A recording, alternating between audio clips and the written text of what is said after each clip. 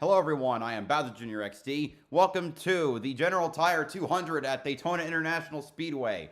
Race 1 of 20 for the ARCA Menards series in 2026. I'm a little late to the get-go because they've already done the start. They already did the command, so I'm going to hurry through the starting lineup. 40 cars on the grid from a field of 50.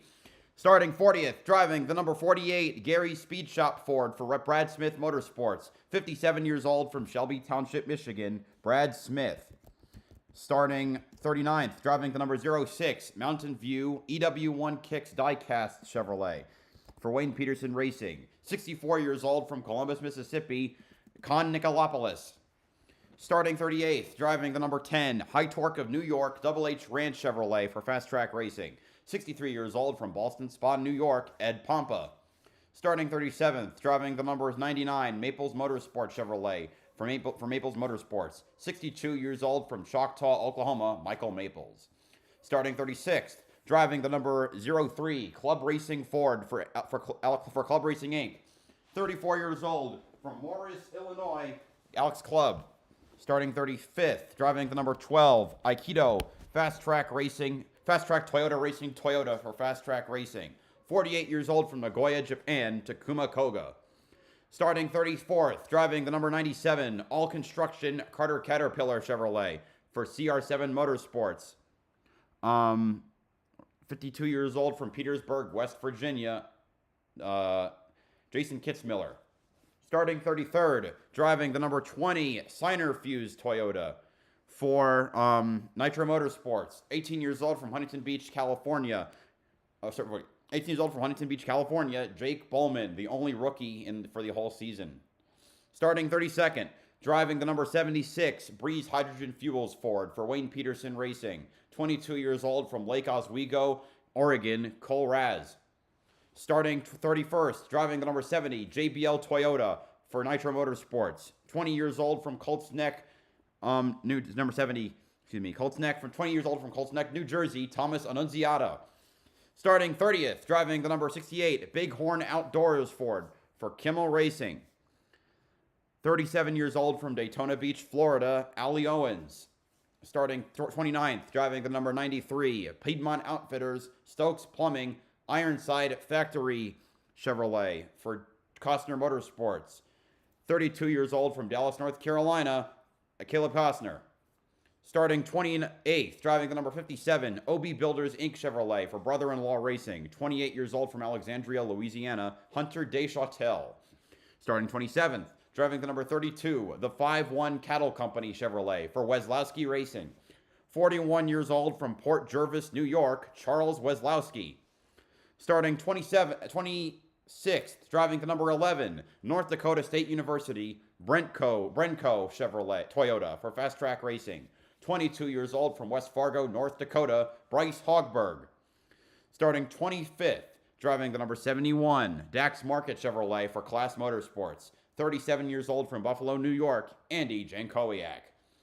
Starting 24th, driving the number 77, Buzzballs Chevrolet for Pinnacle Racing Group. 26 years old from Tulsa, Oklahoma, Taylor Reimer. Starting 23rd, driving the number 75, OB Builders Inc. Chevrolet for Brother-in-Law Racing. 66 years old from Alexandria, Louisiana, Brian Doza. Starting 22nd, driving the number 90, Road Ready Foundation Toyota for Nitro Motorsports. 23 years old from Marietta, Georgia, Wesley Slimp. Starting 21st, driving the number 9, Go Gut Microbiotic. I hope I said that right. Hold on. Go Gut Microbiotic Health Market Insurance Ford for Fast Track Racing. 22 years old from Cambridge City, Indiana, Presley Sora. Starting 20th, driving the number 36, Commonwealth Equipment Ford for Ryan Huff Motorsports. 24 years old from Williamsburg, Virginia, Ryan Huff. Starting 19th, driving the number 7, Largemouth Coffee, CCM Toyota for CCM Racing. 59 years old from Piedmont, Oklahoma, Eric Caudell. Starting 18th, driving the number 15, Phoenix Toyota for Nitro Motorsports. 20 years old from Lynn Haven, Florida, Jake Finch. Starting 17th, driving the number 07, New Wave Bath Ford for Class Motorsports. 40 years old from Wilbur, Massachusetts, Glenn Reen. Starting 16th, driving the number 3, CorvetteParts.net, CW Companies, DP Custom Struck Ford for Mullins Racing. 45 years old from Fredericksburg, Virginia, Willie Mullins. Starting 15th, driving the number 27, MilitaryGreenCards.com Toyota for Richmond Motorsports. 27 years old from Ottawa, Illinois, Tim Richmond. Starting 14th, driving the number 34, Industrial Kiln and Dryer, Louisville Dryer, Sandsteel Hot Mix Chevrolet for Mullins Racing. 19 years old from Simpsonville, Kentucky, Bryce Applegate. Starting 13th, driving the number 88, Rivers Edge Cottages and RV Park Chevrolet for Moyer Petronero Racing. 38 years old from Tampa, Florida, AJ Moyer. Starting 12th, driving the number 28, Road Ranger Chevrolet for Pinnacle Racing Group. 25 years old from Loomis, California, Jack Wood. Starting 11th, driving the number 91, Maples Motorsports Ford for Maples Motorsports. 25 years old from La Mirada, California, Ryan Vargas.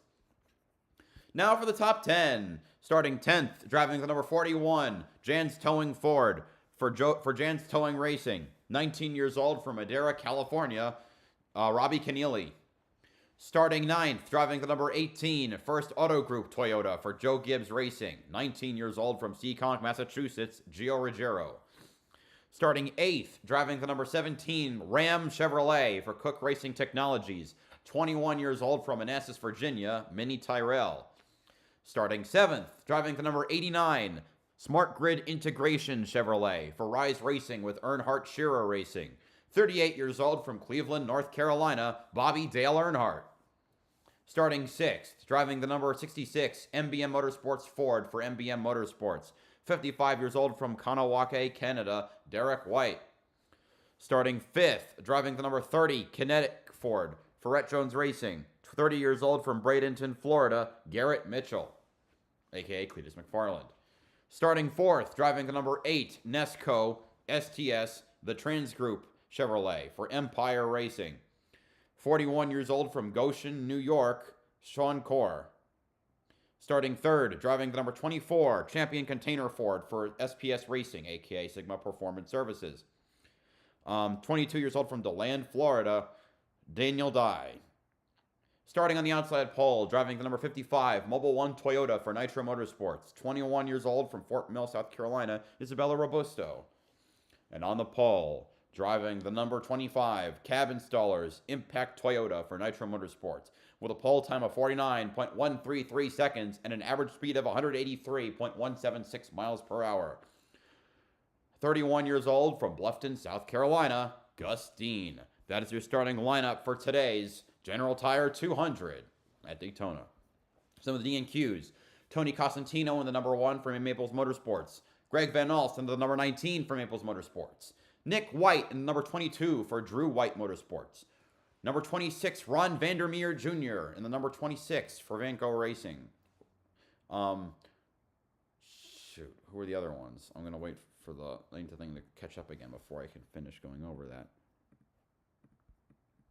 10 did not qualify throughout the group session. Okay.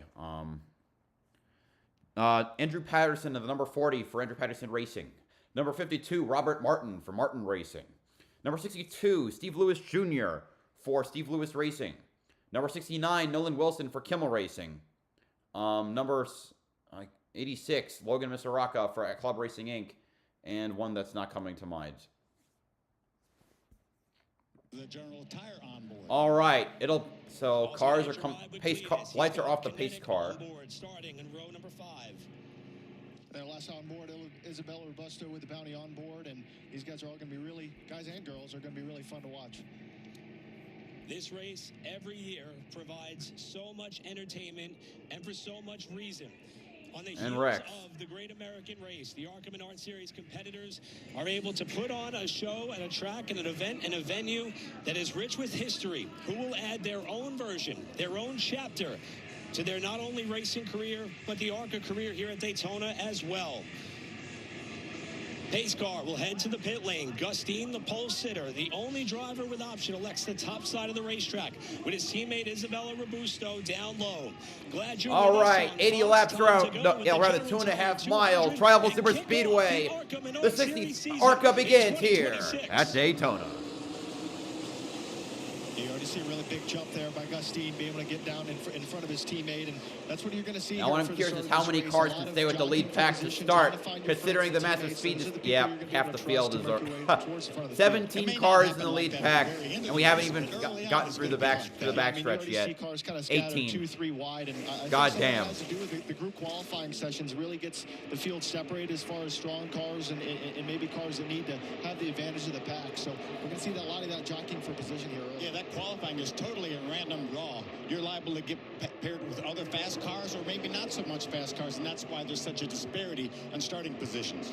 Speaking of fast cars that may not have qualified well, top car in the third line, that 28 of Jack Wood. That's the car and team that won this race last season. He ducks back into AJ Moyer. Has a Moyer getting a little antsy. I see him on the inside there. Gus Dean sets the early pace. It looked like that yellow car of A.J. Moyer maybe dipped his left sides down on the apron and got him out of shape. On that exit of turn 4 there is where you're going to see the worst handling problems. And a lot of these drivers in the ARCA Menards series, we talk about the inexperience maybe at this track or this style of racing, but you also haven't really run in a pack this big all weekend, all of Speed Week. So being able to understand what your car's handling like, it's really I don't fucking know what happened to the pack.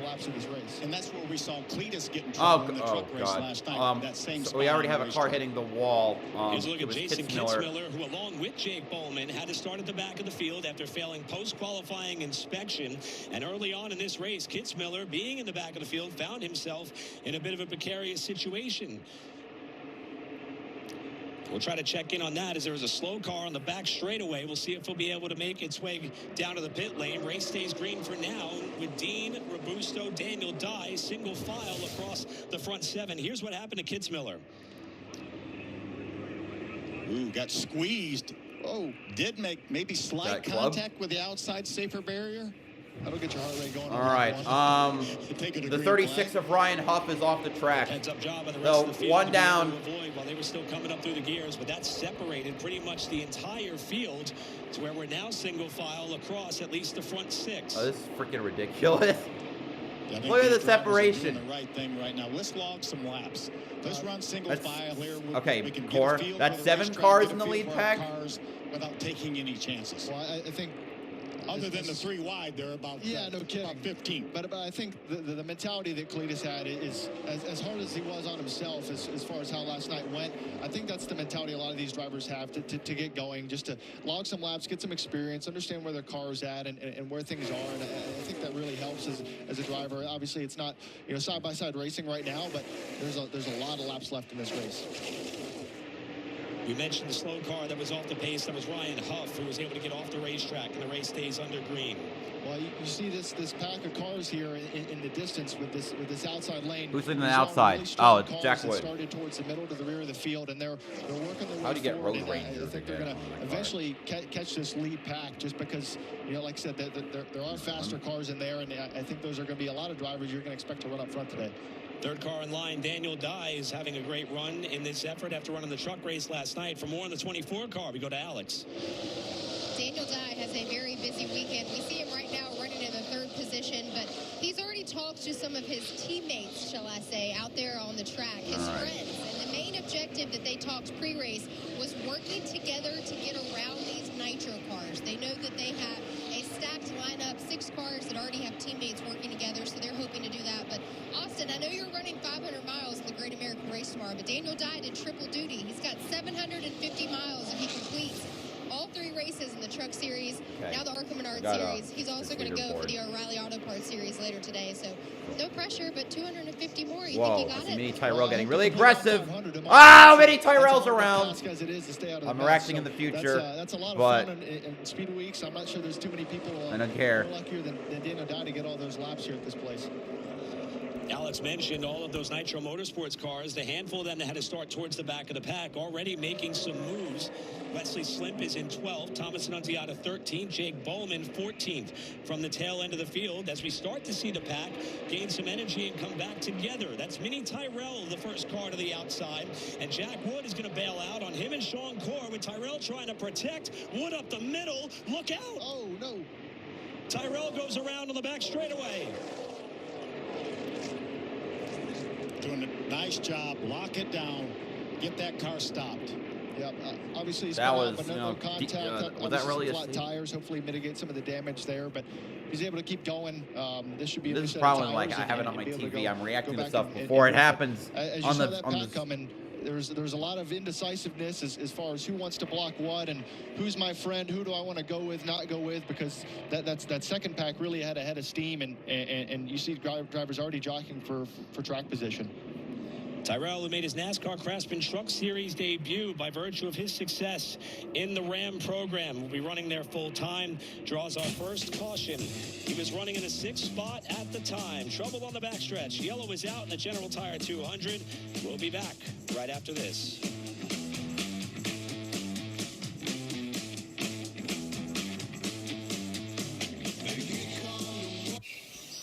Wake up, you spray tan troll. What's up?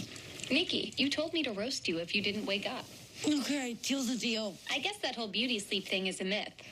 That's the best you can do. You look great for a corpse. Okay, I'm up. Oh boy, I need something in me. You mean besides lip filler? Okay, that was actually pretty good. I found that fancy restaurant you like on Open Table, but wear a bra this time. You know I can return you, right? Good thing you're too lazy. You know me well.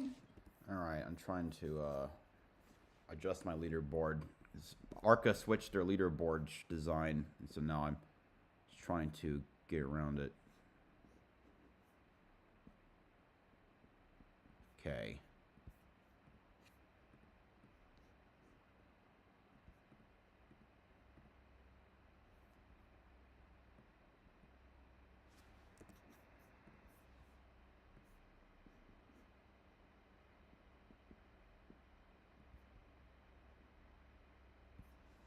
Okay.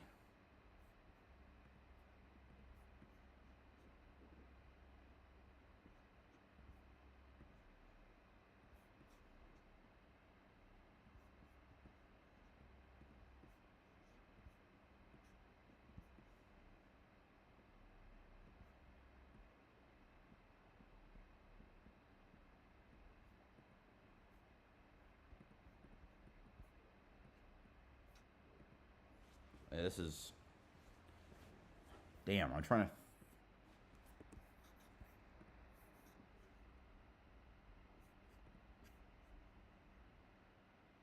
You know what? Maybe I could just stick with the top 20. They're hauling away Mini Tyrell's car.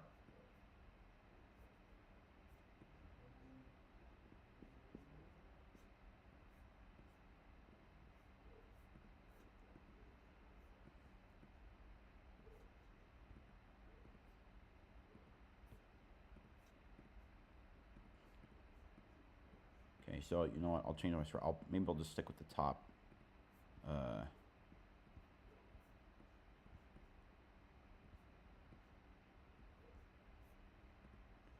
20. But that's a shame. Like, every time it just gets harder for me to format this in a way I want to.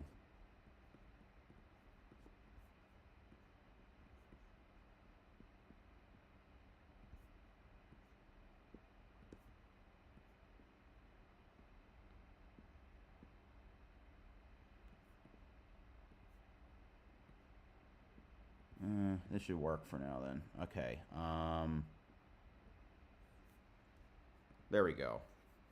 More in the notebook as far as what he can and can't do with the car. And that's in excess of 180 miles an hour while he's trying to switch 3 lanes like that quick. So it's fortunate he didn't make any contact with I can't live stream my television though, and as that car's being pushed back to pit road.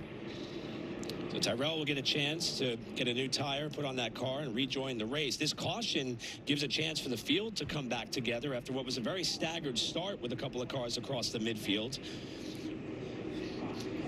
And as Mini gets back to his pit area, this is a tremendous story about the young driver out of Virginia. He won the Ram Race for the Seat competition, along with several other short track and motorsport stars that were all yearning for the opportunity to compete full-time in the NASCAR Craftsman Truck Series with Ram.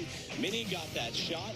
and had a solid start to the season. He actually ran quite well at Daytona last night and came home with a top 20 finish. Was 19th there. Yeah, and he's one of the guys that you know a lot about. Came from the Cars Tour, multi-time winner last year alone in the Cars Tour. So there was a lot of competition in that, and a lot of competition for that seat, and Mini came out on top. Mini still plans to run about 6 to 8 of those late model stock races in 2026, along with his full-time obligation now with the Ram team, as we're a lap away from the restart.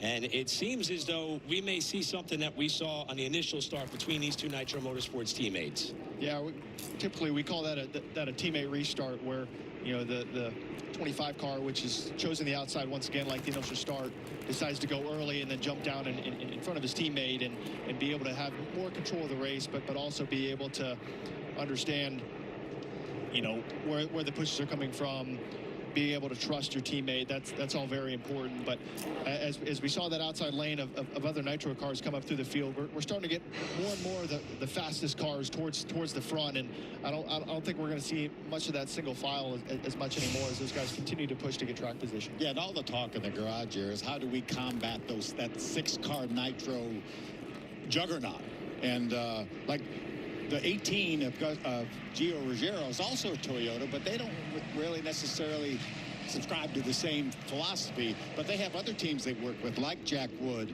and the 77 of Taylor Reimer from PRG. They work well together with them. So it's going to be interesting now, as you mentioned. Really, all the fast cars now are within contact at the front. So getting set to wrap up our first caution of the race. It'll be 71 laps to go. We could expect a scheduled caution on or around lap 40 in this race. The only time that we will see something of that nature, as Gustine brings us back to green. There we go.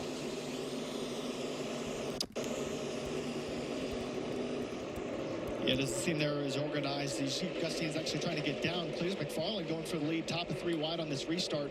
That was definitely mismanaged by those two Nitro cars, and it's definitely sent Gus being, all the way through the center of the field. My guy who's in VC with me left. I'm going to switch to my TV stream. That's the host. That's the one that is farthest ahead.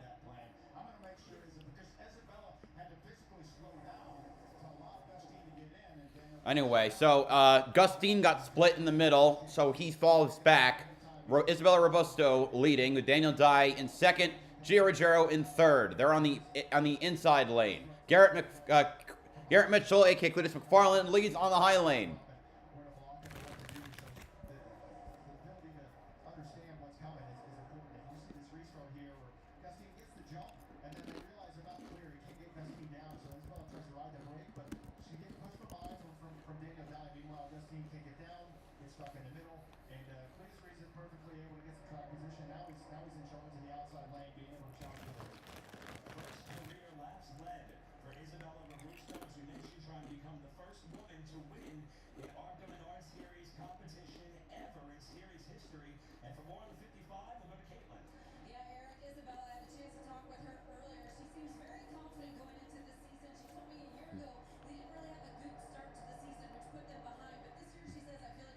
Mini Tyrell is still on pit road.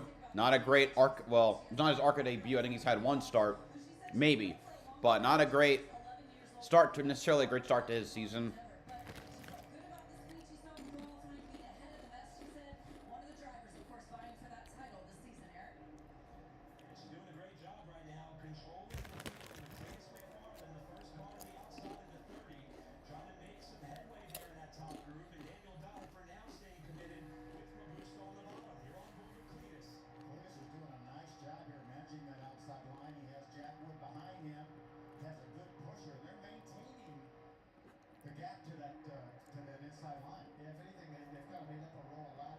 Trying to think of something.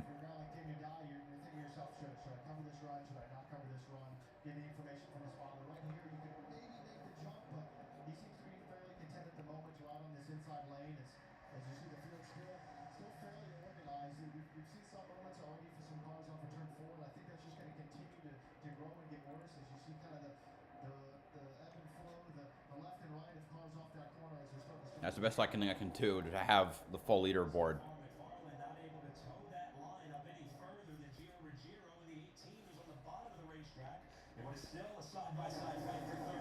Let's give a call to Sean Corey. You see the black and yellow number 8. Sean has had his best career finish here at Daytona. He's run this race a number of times. He's a former pole sitter here. Doing a nice job again today. And you see some of that snaking around from the bottom lane and the outside lane. You got Jack Wood who's being able to get that side draft and pull that out. Gustine ended up back in 8th place. That situation. I mean, the inside lane's the shortest distance around, but as they might maybe struggle with handling, but you have to be really aggressive with that side draft. Wow! Very big, edgy moment there for Sean Corr. Sean able to catch it again off of turn 4, but definitely being made aware of how difficult that car is on corner exit. Whoa, big push to Robusto there by Daniel Dye. Yeah, that was a great job of hanging on to that car. And as you get going, whether if it's first time lead laps here at Daytona or if you're Daniel Dye, maybe not used to driving these cars every week, why can you push on that bumper? Because in drafting style racing, you are going to have to use the bumper to make your way forward. As you see Sean Corrigan off the bottom lane, I think he's tired of having that moment. I think that's a smart move for him. It's a safer move. We got 66 laps to go, and that's obviously stacked up this outside lane now. As you see kind of a 3-car breakaway at the front. See Gustine on the 25 who led early on, lost the lead on that restart. Now tucks in behind Gio. Just in that 25 car. And now Darren Mitchell, Cletus McFarland in that 30. He decides that instead of trying to push Sean Corr, he wants to get to the bottom line. He's in 6th now. Yeah, it's very important for whoever is leading a lane for that to be a fast car, and obviously those guys, definitely promoted themselves a few rows by staying behind that 8, and I think that was a good move to be able to get down for Cletus. You still see some tail wagging down the backstretch here. A lot of pushes here by some of these drivers up in the front in this breakaway. Top 5 cars trying to break away with Isabella Robusto at the head of the pack over Daniel Dye. Gio Ruggiero, Dean, Cletus McFarland. General Tire 200 at Daytona. There is a Formula E race going on.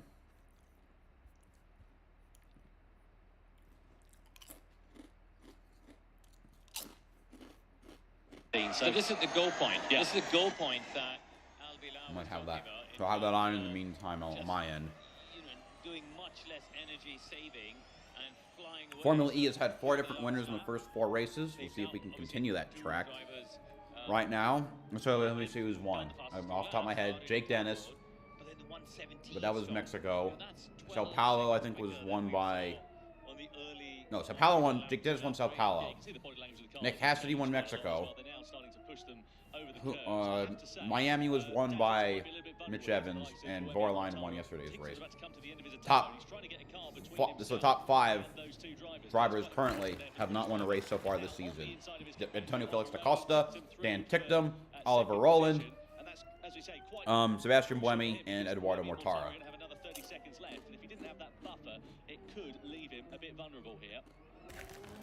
On board we ride with Sebastian Buemi. He's now going to be challenging Oliver Rowland as we come down in towards the final chicane. But Rowland defends the line as he's entitled to do. And Buemi and Mortara... Cassidy had a great start with 2 consecutive podiums, but now... Oh shit, we got a caution.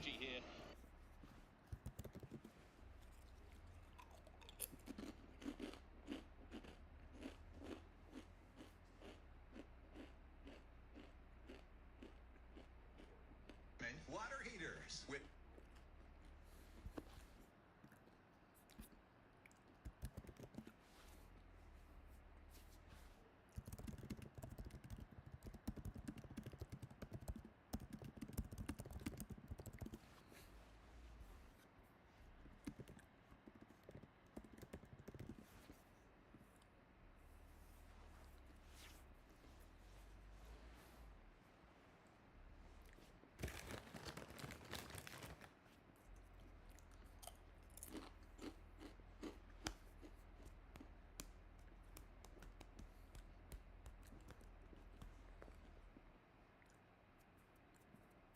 Okay, I think it was Wesley Slim.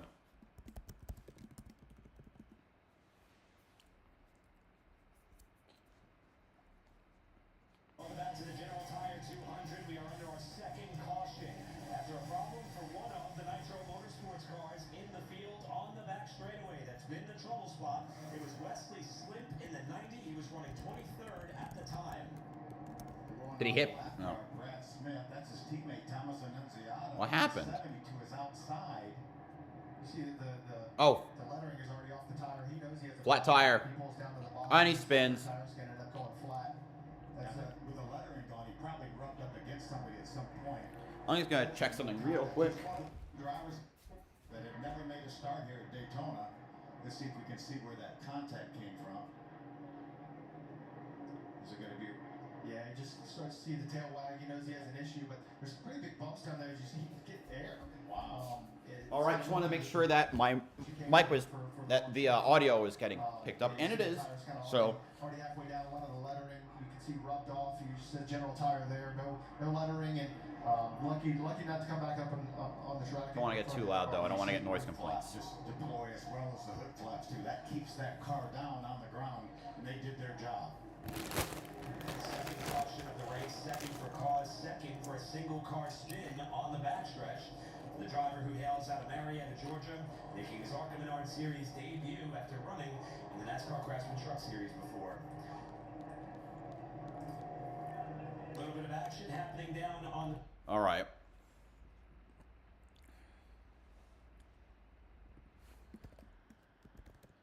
Hi, Carson.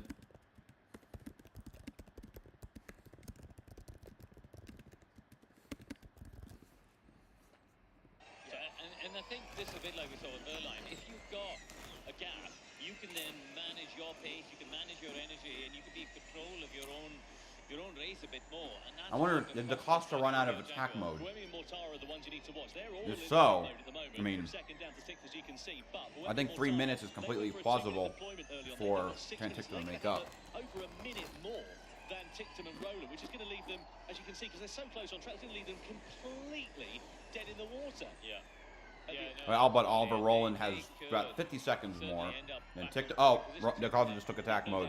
So. Into turn 13 we go. You can see that Tictum and DaCosta, the gap has shrunk down to 2 seconds here, but DaCosta, as we expected, of course, going in for that final Lap 20 on right now. We're the ARCA race, so it means we'll have completed quarter distance. And as we come down towards the final chicane, it's going to be a case of the pace, again, really continuing to ramp up, and we're going to get some fastest lap times coming in, I'm sure, towards the end of this one now. Yeah, so Bohemia and Montana will have about a minute and 15. So they'll have 1 extra lap, won't they, of attack mode. That's about what it is. So over Rowland and Tictum. They'll actually have about, what? A couple cars pitting. All of the nitro cars are pitting. It's going to be enough, given the gap's up to 2 seconds. But look, anything's possible in Formula E. As Cassidy now, he is. As you can see, Meyer down in 17th place. He's in attack mode, just right behind Felipe Drugovich, who hasn't really featured much this weekend, unfortunately, for the Brazilian driver. But Cassidy goes through. They've done exactly the opposite of Degrassi, haven't they? Instead of going early when everyone's going slowly and bunched up, they've waited too long, and they're trying to now overtake when the pace is 10 seconds a lap faster. And it's just more difficult to overtake. Yeah, and completely got that right. The 3 cars in front of them all have attack mode as well. You're going to run out, of course, and he's going to have a minute or so more than them, but it just makes it that bit more frustrating. So DaCosta with 2.5 minutes left of attack mode. Tictum with just over a minute left on the clock. Rowland with I was saying before, speaking, so I think Nick Cassidy was the points leader entering the 3rd race and entering the 4th race. Onto the fringes of the top but scored a lot of points in the first 2 races, not so much the last few. He did get 7th yesterday, 6th yesterday, but Pascal Wehrlein has really asserted himself. The 16-point gap. Yeah, Evans is going to have 5 to go at Jeddah, which is where the Formula E race is, the same track where Formula 1 has their Saudi Arabian Grand Prix. People like Bohemia Montana. So keep an eye for him. The problem for Evans is he's 3 seconds behind Pepe Marti. So that extra minute will give him about a lap. Will maybe just give him, enough to get on the back of Marty. I don't think it'll be enough to get ahead. Yeah, started 13th on the grid, did Mitch Evans. So it's a good recovery into the points nonetheless for him as Cassidy deposes of Norman Nato for 15th position. And as we said, it's just not worked out for Cassidy. I suppose the one advantage for him is he's going to have another attack mode, so he can cycle his way through up a little bit further in the order. But, low we're under commercial at Daytona, so still waiting. It's going to be on for best Get here. back. Verline is now side by side with Pepe Marti for position. This is for 6th place here. Marti is in attack mode and he's gone through on the factory Porsche for P6. Yeah. Oh, Tictum's just run out. And Roland's got 32 seconds. So this is crucial for Roland here to make it work before he runs out. He should get it done. Yeah, he's almost into the back of Dan Tictum as we come to the exit of the final corner. Roland now. All right, 4 to go at Jeddah. Invite himself into the party here as well. So Tictum relegated down to second, from second down to third rather. And now we're going to see Buemi. Tictum's out of attack mode. Coming through like a freight train as well. Buemi to the inside of Tictum for third. You got about a minute to go before his attack mode runs out. Buemi, one behind the all-time wins list now because of Mitch Evans winning at in Miami. Roland's out of attack mode. Yeah, possibly Buemi there as well, because he and Mortara have got the same attack mode remaining, haven't they? Yeah, so let's wait and see with Mortara. The problem is he's not been able to get ahead of Dan Tictum as quickly as Sebastian Buemi was. Side by side, they run down the back straight. It'll be easy pickings there for Mortara with the extra energy, with the extra traction, and he's through for fourth position. Now, what he's got to do is try and get the better of Buemi's third. Buemi and Mortara are not going to catch up to the Costa. We have longer attack than all of them.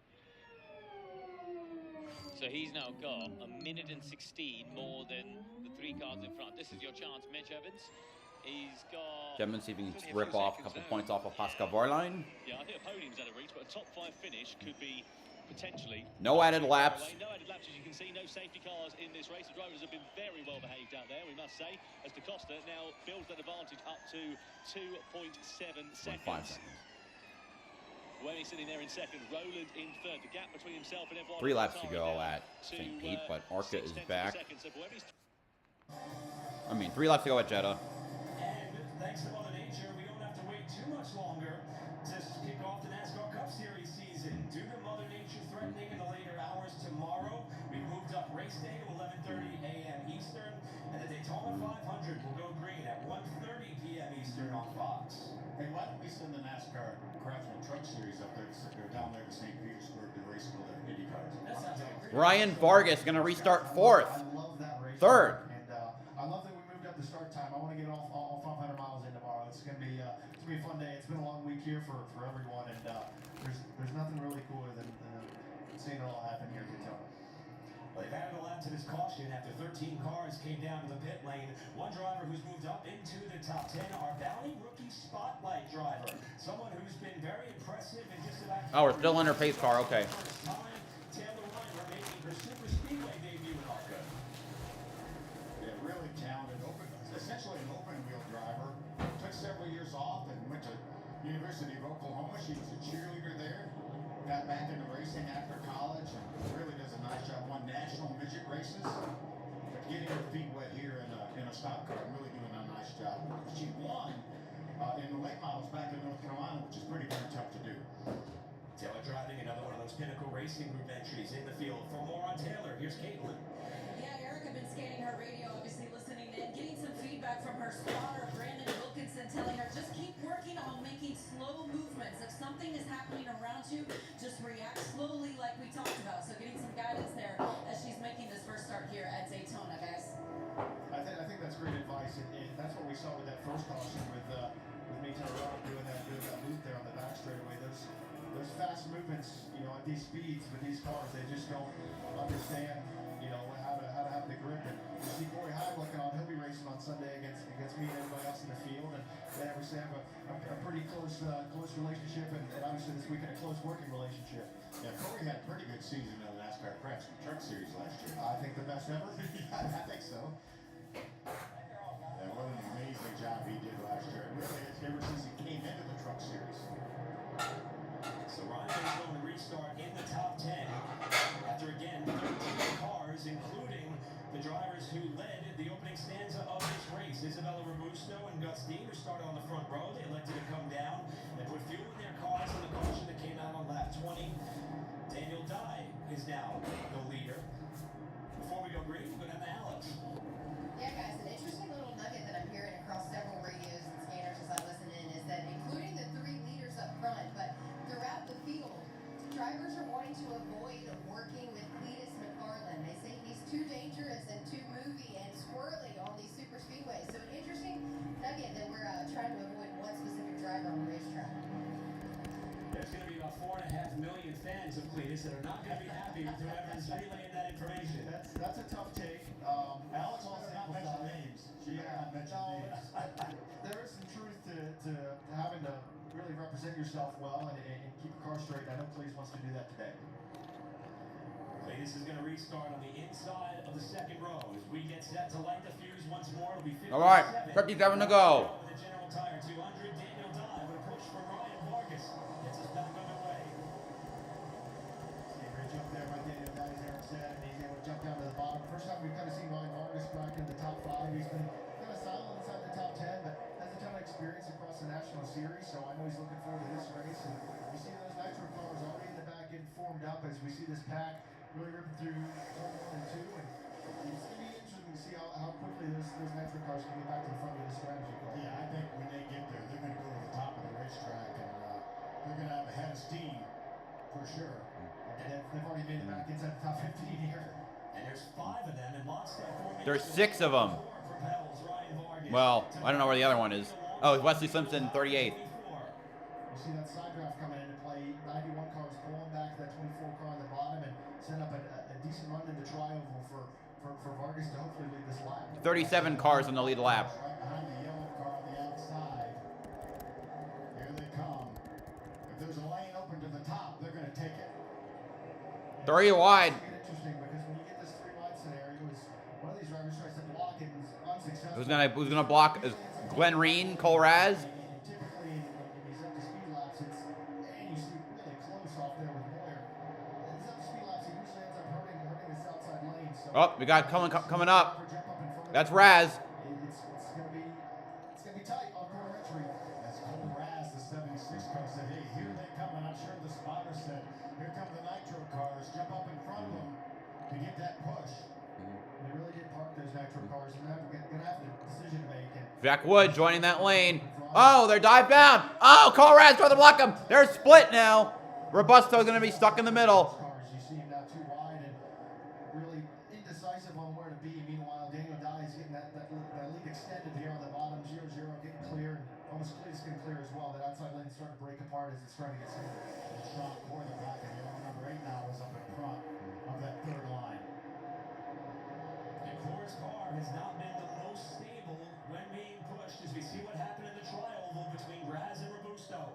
Yeah, this is way too late of a block at a really bad time. We're lucky that wasn't a wreck. He's just Right. kind of take evasive action just now to run in the back of his teammate. 3-car breakaway. Dye, Ruggiero, McFarland. 3 wide and 3x3 action off the 4th corner. Jack Wood on the inside, Vargas in the middle, Core top side of that pack. Now, I'm not sure that 3 cars are enough to break away, even though these cars are 3 wide. You see now that Jack Wood has been able to get out in front of that group. Sean Core's going to try to get, I thought he was going to try to pull out to get inside of that hole right in front of the 27 of Tim Richmond. And all this racing is just letting those leaders get further and further away. And it's what you love to see as a leader, and it's what you hate to see if you're one of these cars in this scrum here. And obviously, the numbers for Nitro are still somewhat in the outside lane here in this third lane, and you only got 2 cars now, 1 car left behind. It's kind of put in a tough spot. He was leading the race here moments ago, and now we're still in the middle, falling back. There's Taylor Monroe, the 77 car on the inside. All right, cars. Field's kind of broke back up again. Robusto 6th, Bowman 7th, Dean 9th. Fortunately, Gus gave him a spot to get in. There's Jake Fish, the 15 on the inside. He's again one of those nitro cars. The Phoenix Construction Toyota. Just like that, all that racing, all that indecisiveness is really singled out this field because guys don't want to lose track of those leaders. They want to be able to understand how to get closer, how to get back in the game. And also the side by side with 53 laps to go.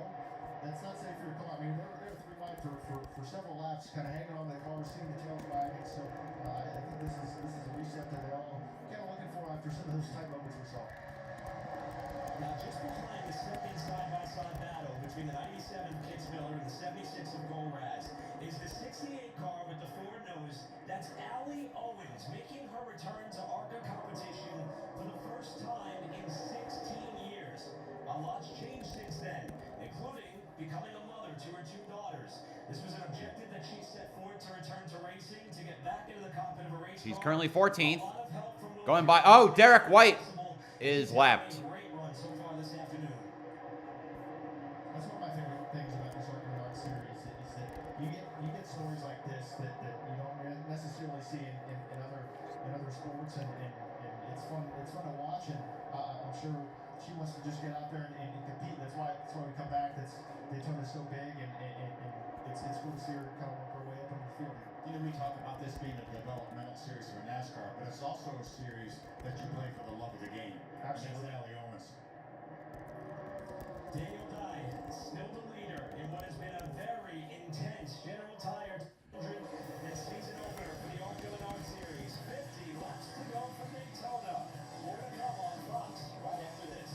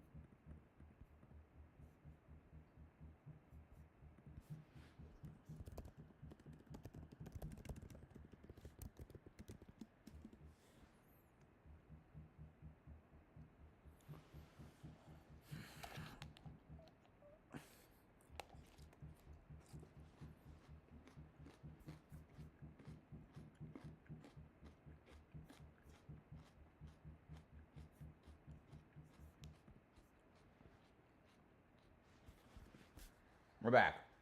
Chance to surpass that, but she's got some work to do. Yeah, I would not be surprised to see Isabella Lucia go to victory lane this year. It might not be the Field's breaking up a bit. Oh. ARCA races we have this year. I think she goes to victory lane. I think we have two of the best female racers that are up and coming in total today. It's fun to see the progress and also that Allie Owens up to 7th? to really test her skills Wow. at a new style of racing. For a chance to break a record that stands for more than 63 years here at Daytona. She can get up and lead a little bit more. Here's the runner-up, the number 18 of Gio Ruggiero, who was in this spot last night at the end of the NASCAR Craftsman Truck Series race. For more, here's Caitlin. Yeah, Eric, talked with Gio earlier. He feels like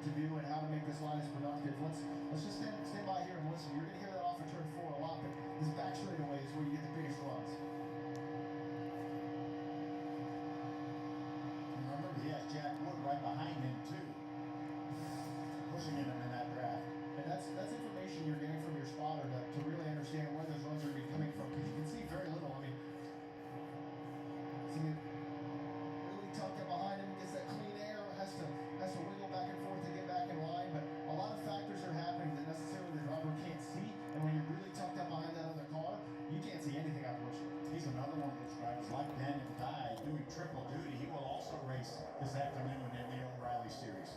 Well, 2 starts he's going to make in that series before Brent Cruz gets the nod to jump in that 18 car in the O'Reilly Series. Gio running in that second spot. That car and that team, the Joe Gibbs Racing team, has finished second in 2 of the last 3 races here, but has never won a super speedway race in ARCA. Gio trying to be the first one to do it.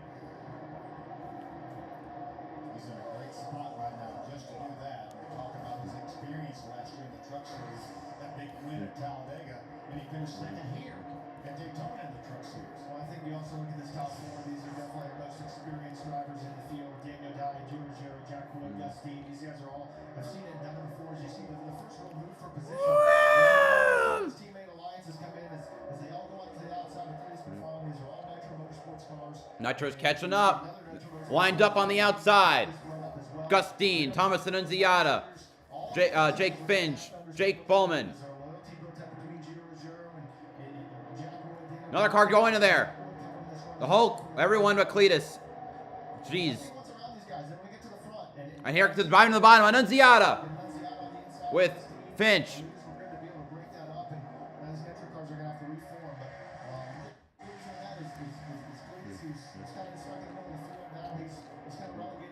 Wow, a slip from Annunziata almost.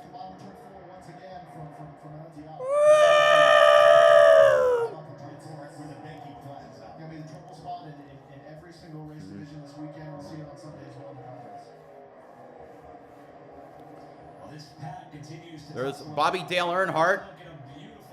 He's back in 22nd. Without thinking of the name Earnhardt. Here's Bobby Dale Earnhardt. He's a 4th-generation driver. He's the oldest son of Kerry Earnhardt and the older brother of Jeffrey Earnhardt. And the trend continues with him working with Tim Goulet and this number 89 team. New number. They've worked together before, and that is a great-looking race car. I was talking to Bobby down in the garage area yesterday. He said, I've waited my whole life for an opportunity to run the full schedule. He doesn't have that much racing experience. The ARCA Series used to have a Truck Series, and he raced in that a little bit, but so excited about 2020. Caution. As we come to the conclusion of lap number 39 with 41 laps to go, caution flag is going to fly.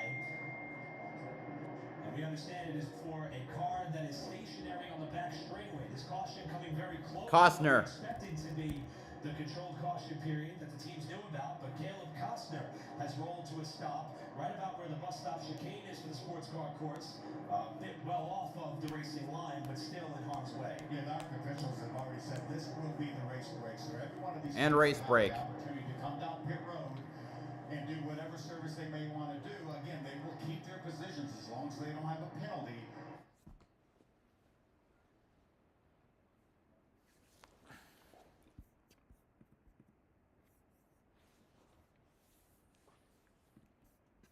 Whoa. Oh.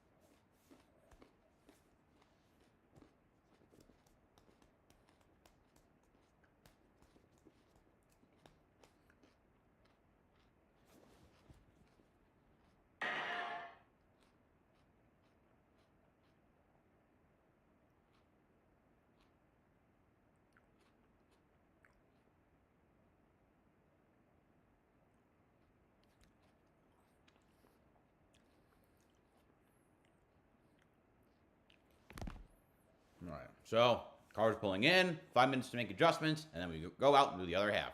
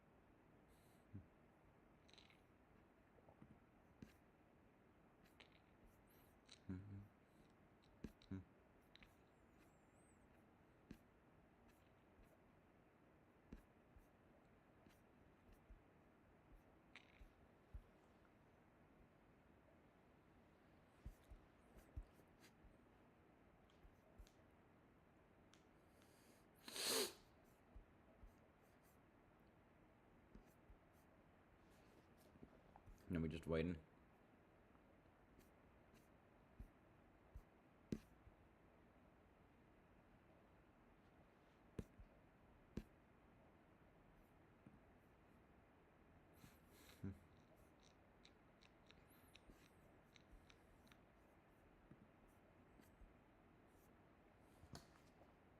I wouldn't have lived this long if I discussed my club.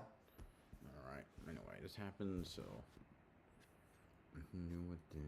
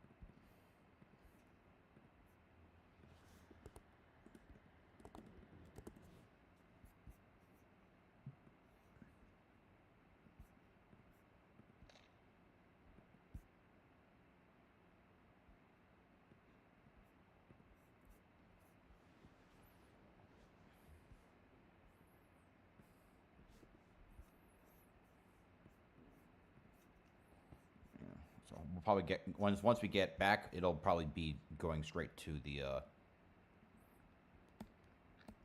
back when we're about to go green.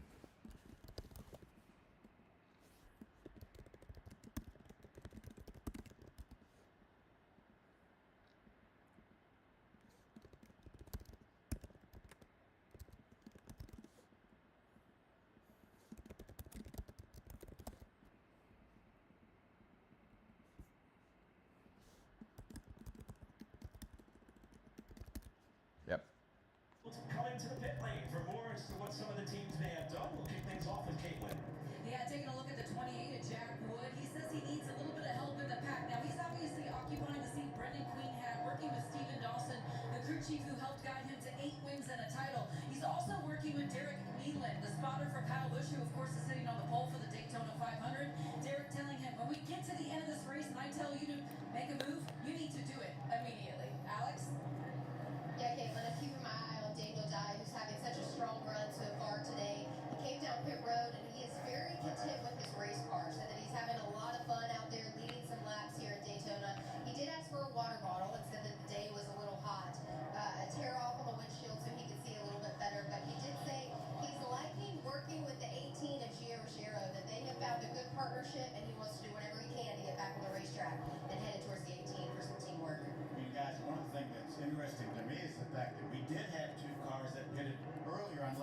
20 stay out, and that is the 25 of Gus Dean and the 15 of Jake Finch. And if I'm Nitro, I like this strategy. Those are 2 Nitro cars. We also have 3 other Nitro cars that are still in contention that pitted that time. So if this race goes green the rest of the way, then those guys may be a little vulnerable, maybe a little close on fuel. Well, we know the other guys that just pitted aren't, or other cars, obviously.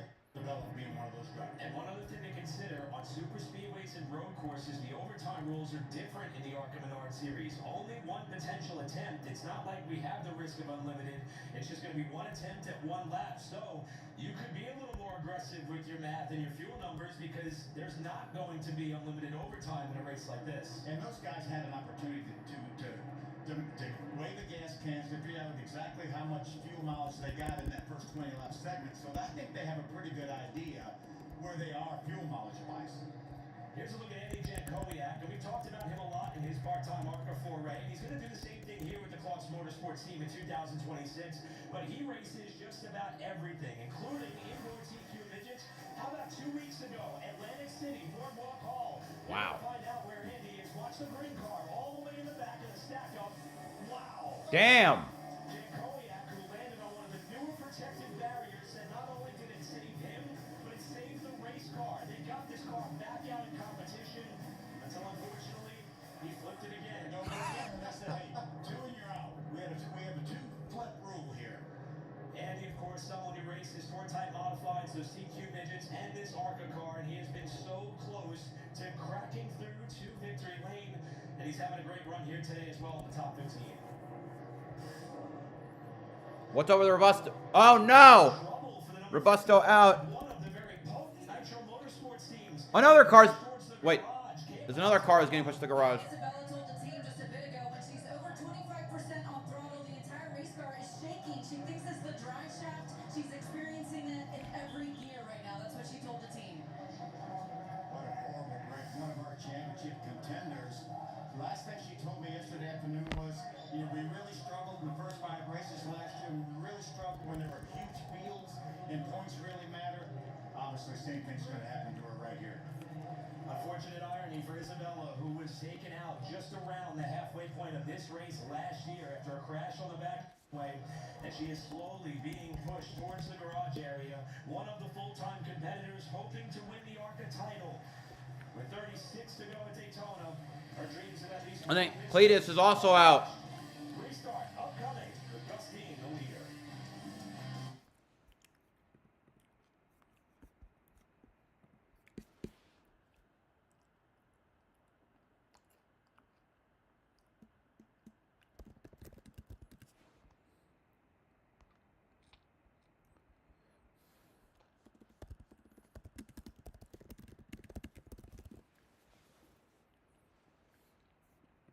I think that was Cletus.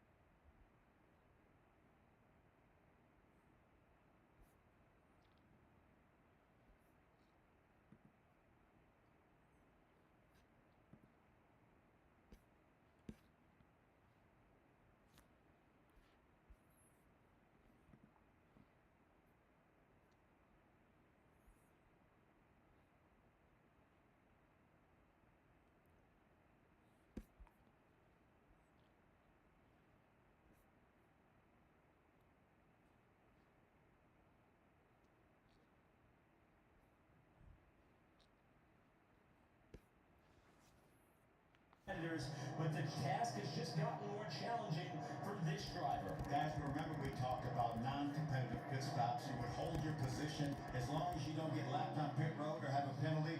Unfortunately, we're hearing that the jack broke on Cletus's car when he was on pit road.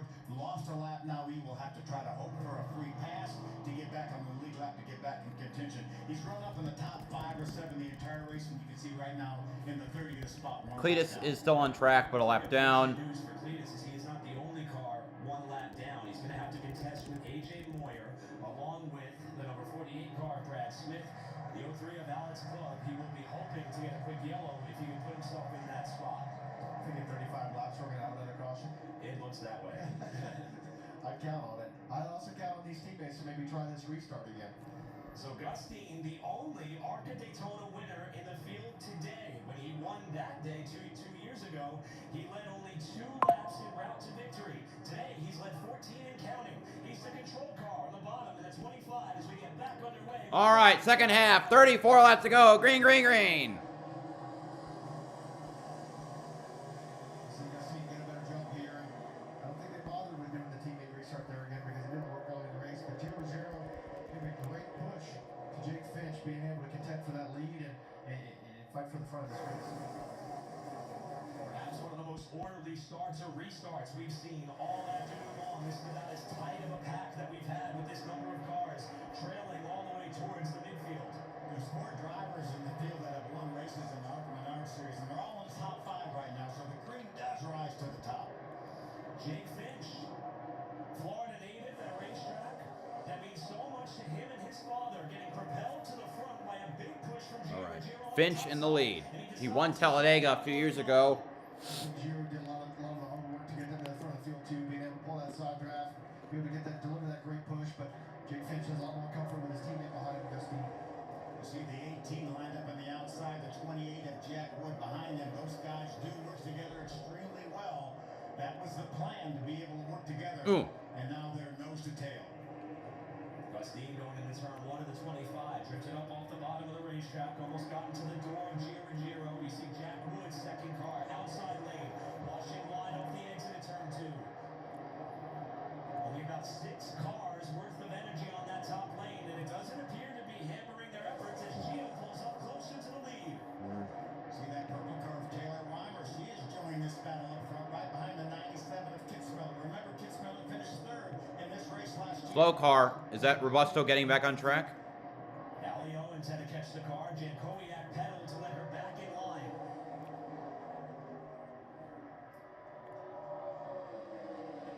I think it's clear this outside lane is going to have to work hard to either break up these teammates or be able to take control of this race. But you got some good cars up there, and I think Gio with the most experience as well as Jack Wood behind, being able to understand that they got to work together, trust each other to continue moving forward. You see that 3rd car inside the lane? That's Daniel Dye that's led so much of this race. He might not be a nitro car, but he's a temporary nitro teammate right now. Working with that. Definitely the meat in the middle of that sandwich. Dye has led the most laps today, at least up to this point, 20 total. That's the most laps led by a Ford at Daytona since 2014. Damn. Their last win here with Grant Enfinger as the energy starts to build. Is that Wintron that he won with? It looked like Jake got a little bit too far out, and by the time that pack caught him, that allowed that outside line to gain a little ground. Well, as you see, Gustine is really close to the back bumper of that 15 car, and Gustine was able to deliver a huge push down that back straightaway. But like as you said, Phil, 15 got super far in front of them, compressed the pack, so you're going to have that back and forth a lot, especially when you have these big pushes. So only about 6 cars trying to make that top line work. And Gio trying to mount another run with Finch and Dean remaining in lockstep formation. Dye the 3rd car on the bottom of the 24. See Gio trying to use that side draft to pull that 24 car back a little bit.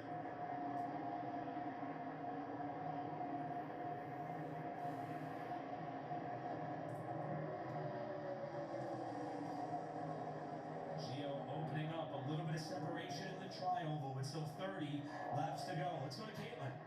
Well, you guys were talking about Car is still putzing around the one of the drivers with significant experience at Daytona. track. He told me he grew up coming to a lot of these style tracks with his dad, James, who of course was a team owner in the sport. And he explained to me his dad had a lot of success at these style tracks, so he leaned on some of the drivers who worked with him, noting Kurt Busch and Chase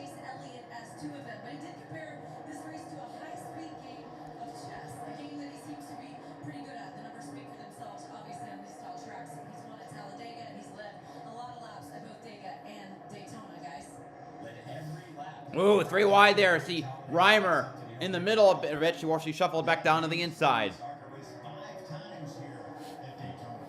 But none would be more sweet than this one if Jake could pull it off. Been a really good day so far for the Florida natives. We talked about the race leader, Jake Finch. Daniel Dye as well. Hometown kid finished third in this race in 2022. Trying to protect third right now. And that group appears to have brought a very stout race car, with Daniel continuing to be the true meat in the sandwich of the 4 Nitro Motorsports cars that remain in contention on the lead lap. Daniel Dye's also been doing a great job with his third car. Jake Finch, Gus Dean, the top 2 from the 2024 Daytona race. It looks like there's only 2 cars controlling this race. It takes a lot of cars from behind. One car is really struggling off of turn 4. We're going to keep seeing that as these laps go on. But as I was saying, there's 1, 2, 3, 4, 5 cars in this line that are all making an impact when whether that inside line can go forward. And we obviously saw how strong Daniel And there's 20 cars in the lead pack. on those laps. I think it's very important for these 2 Nitro cars to have that good of a pusher behind them. And it looks as though we've got ourselves a caution. Yellow flag is out. It's problems. Presley Sora. Sora making his ARCA Daytona debut has spun to draw caution number 4. Looks like there's some damage to the front end, but as it came off the banking, I would think is where that damage came from. Sora was running. Moyer, AJ Moyer will get the free pass. At the time of the spin, you can see also some damage there to the front Splitter. end of the car for the 22-year-old out of Cambridge City, Indiana, driving one of Andy Hillenberg's fast track cars. All right.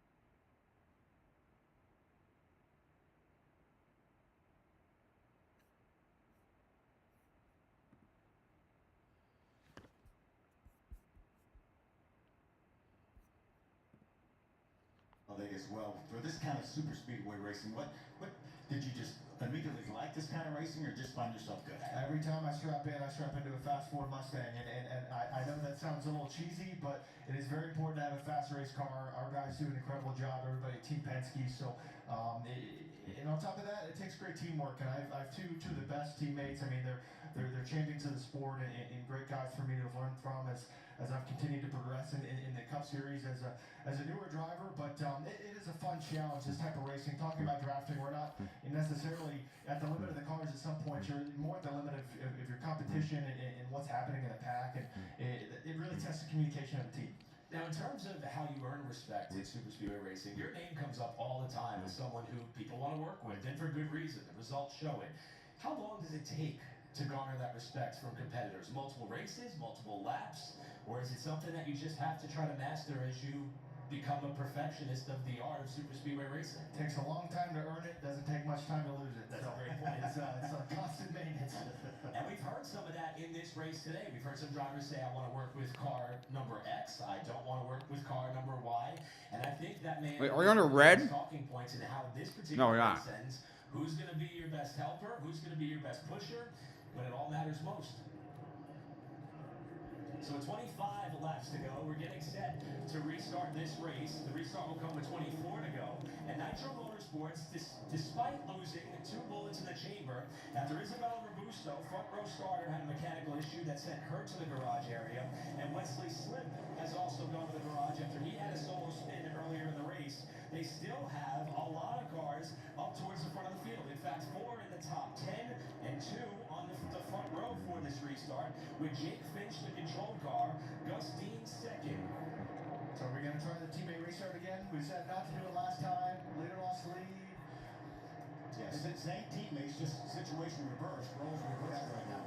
We're like 1 for 3 right now on Nitro nailing these restarts, so I know they'll get better, and these guys have a lot of experience. And we have Daniel Dye, remember, that pushed Isabella Robusto to the lead when they probably were trying to do that early on. That's a great point. I think Daniel's obviously been pretty aware. So in the same position, Gio Ruggiero has got a ton of experience, and he's going to try and do the same thing that Daniel Dye did in that earlier restart that you mentioned. He's going to try and shove through the 25 car, make sure that 15 can get down. Obviously, while speculating if this is what's going to happen, but I would imagine that's one of the few reasons why Jake would pick the top here. So we 24 to go at the restart. We talked about a lot of the powerhouse teams. How about the number 27 that's going to restart on the inside of that pit pro, Tim Richmond? That's a family-owned team for the driver who is a lineman during the week, climbs utility poles to help out the utility company in Illinois. A great run for him, looking for a super speedway top 10 against all of these powerhouse teams. Pace cars off. 24 laps to go. The last 30% of the race.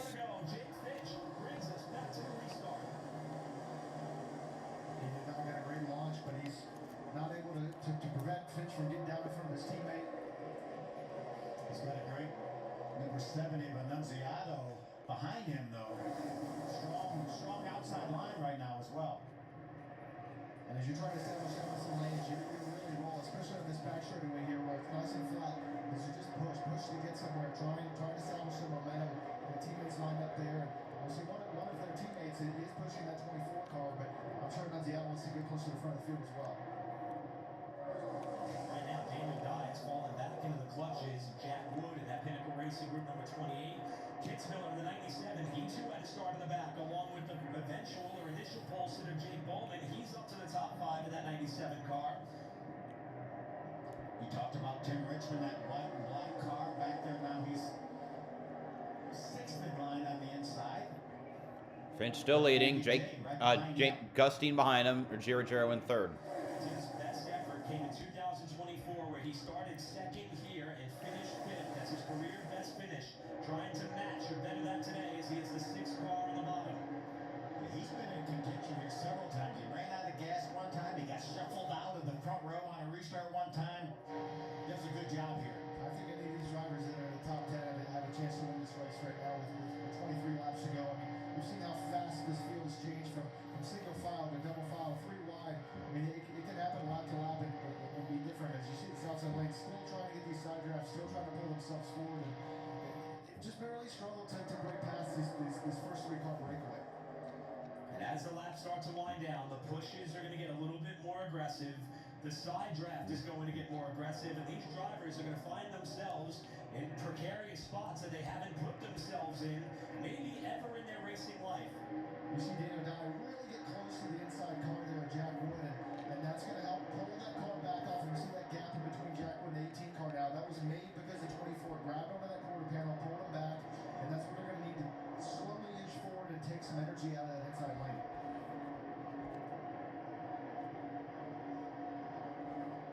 See that bright purple car there again? That's Taylor Reimer. Right behind her, Cole Raz, and that 76 car. Allie Owens right behind that 76 of Cole Raz, and Allie doing a fantastic job.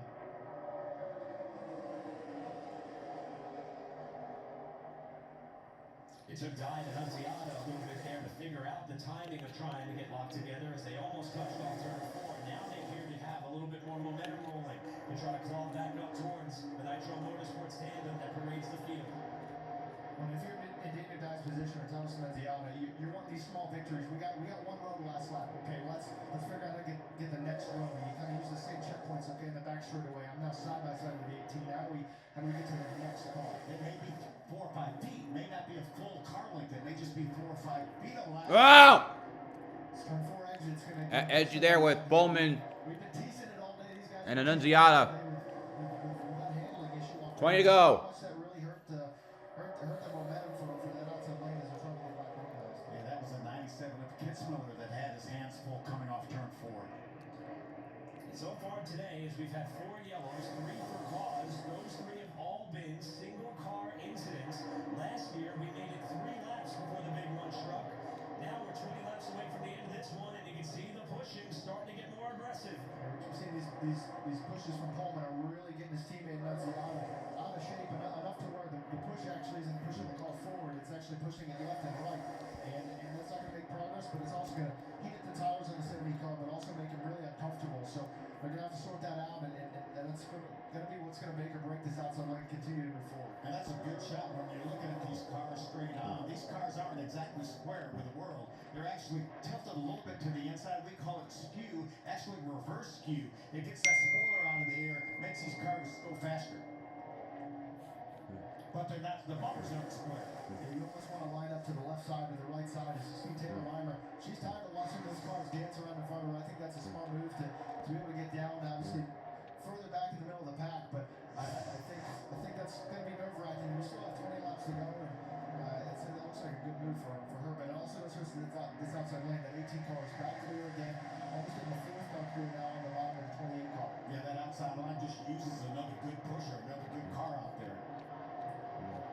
It's even number 97 of Jason Kitzmiller wash up off turn 4 the last couple of laps. Good information being relayed to Jake Bowman and company to give that car some room to gather itself back in to prevent contact up to this point.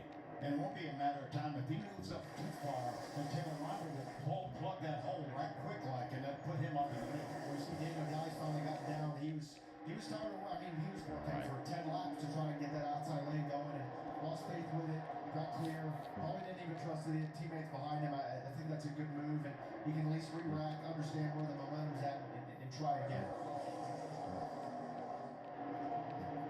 Now it's up to Annunziata, the 70, to bring that outside line up. He's side by side now with Jack Wood.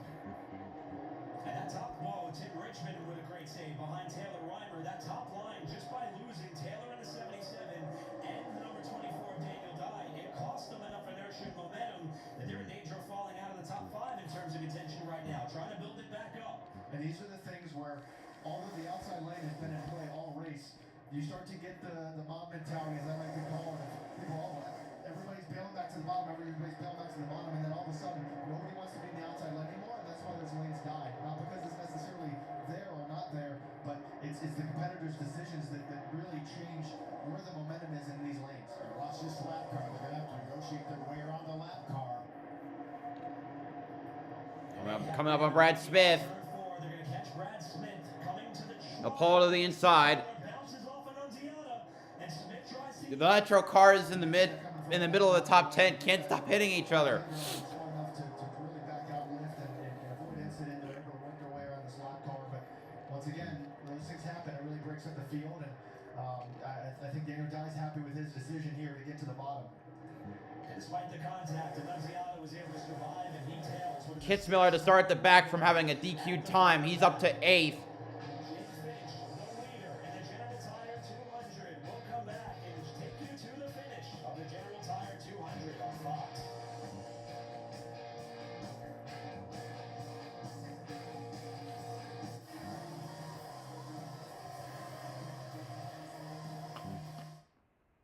You decided to place your loved one in a nursing home. It was a tough decision. You trusted the nursing home, but now you suspect something is wrong. If bed sores, bruises, dehydration, or bad falls cause you to suspect that your loved one is the victim of abuse or neglect, get the help you need. Call Ron Bell Injury Lawyers, 898-BELL. Okay, hear us out. 10 pieces of KFC chicken for just $15.99. You pick original recipe or extra crispy, no wrong answers. It's hot, it's hand breaded, and yes, it's worth it. The 10-piece drumsticks and thigh bucket, $15.99 only at KFC. Are you guys excited? 1, 2, 3.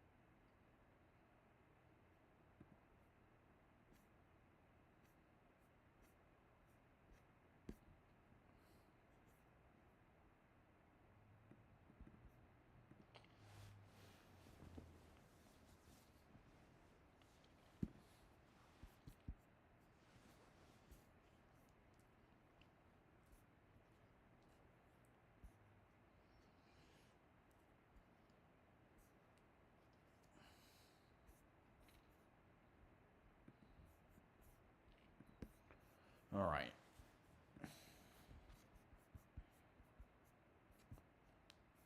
What the hell happened? Oh, wait. Nothing happened. Shock tall. All right. We just waiting for it to come back.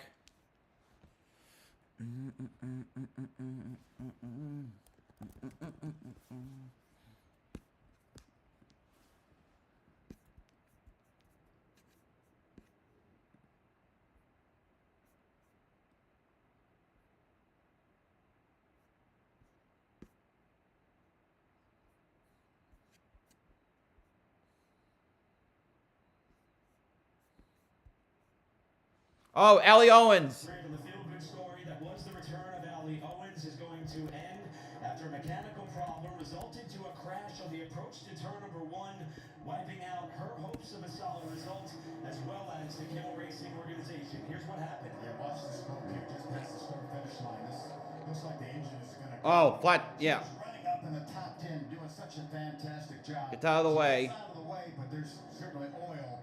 And Spence. Oh, it's Sean Core. Unfortunately, Sean Core's going to get a piece of that as well. That's a big hit. We saw the window net down, and safety workers were giving thumbs up, so that's always a good sign, preliminarily at least. And yeah, it's a shame. Obviously, great run going, and when you got oil all over the tires, don't know if the brakes work or not. Cletus missing that as well. Might have a good shot from that car, but pretty heavy impact. But Cletus back on the lead lap. He's going to get a big break. He's going to get the free pass. Cletus will be back on the lead lap. A tough break for that Kimmel team. You can see the smoke up ahead already.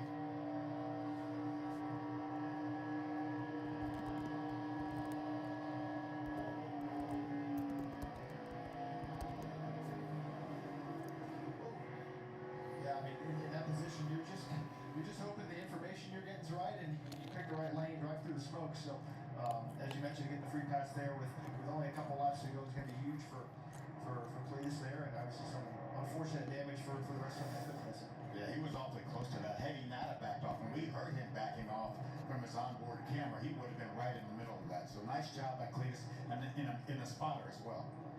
Not the result that Allie Owens was hoping for in her return to competition, but a tremendous run and effort up until that point as she was running in the top 10.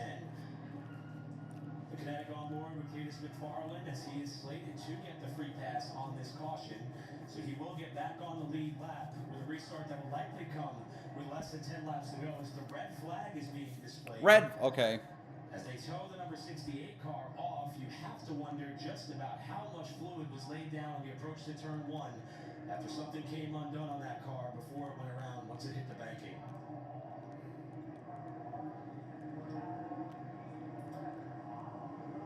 So our 5th caution of the race, producing our first and hopefully only red flag of the contest, with the field being stopped on the back straightaway for the opportunity to clean up the approach to turn number 1 and look for an opportunity to see this one through to the finish.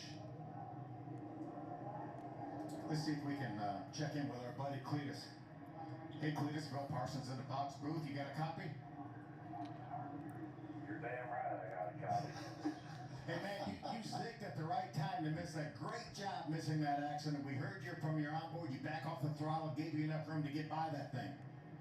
You saw that? We did. Your car's going right in front of me like that, but I went high. I did. This year, I zagged, went low, literally flew right by it. It felt like the most incredible maneuver I've ever made. We're going to watch it again from your onboard. We saw the smoke up ahead. You saw you get out of the throttle, gave you enough room to get by. And the other good news is now you're back on the lead lap. Brother, the stars are aligning. Anything can happen. I'm glad to have beat my lap record of 17 laps at Daytona. I'm having the time of my life, living the dream. Thank you to all of my followers and people who supported me to get here. I could not be more grateful. Hey Cletus, it's Austin Cinder at K. We're up here watching your progress. It sounded like your confidence was at absolute 0 to start the race. What is it at now? I thought you did pretty good. Thought the car's driving pretty well. What do you think? What are our odds here as we line up at the tail of the field with probably about 10 laps to go to get this thing? Well, hey, Austin Cinder, I'm a big fan. Well, yeah, you're right. I felt like a complete idiot last night. You know, just such a disappointing performance. I was very nervous going into today. I'll be honest, like the car steps out just like the truck did last night. But I'm not so, terrified, white knuckled on the wheel in this thing. I just feel a little bit more comfortable in it. And I've been able to just recover from the step out, gaining my confidence back with every lap, and I'm just really happy. Awesome. Well, keep it up. Keep those eyes open, too. I'm sure we haven't seen the last of it. I know. And I think I'm on the tail now, right? Hey, you're on the lead lap. That's what counts. That's right, brother. Let's get back out there. Thank you. Good luck. Cletus McFarland going to have a chance to get the best result possible once this race gets back underway. And Cletus is obviously someone who's known by automotive enthusiasts everywhere, but us on the stock car side got to know him quite well. This is what happened last year. Well, I was having the best day of my life. Ripping around Daytona like a bald eagle. Flat out, avoided a wreck, which was awesome. I thought I was the best driver to ever exist in that moment. It's probably because my sleeves were cut off and I was able to pull off that maneuver coming down pit road. Then someone slammed into my rear left corner, spun me out, lived through that, got some fresh tires, went back out there, I'm hot dogging into 1 and 2, and bam, blew the front end right off my hot rod.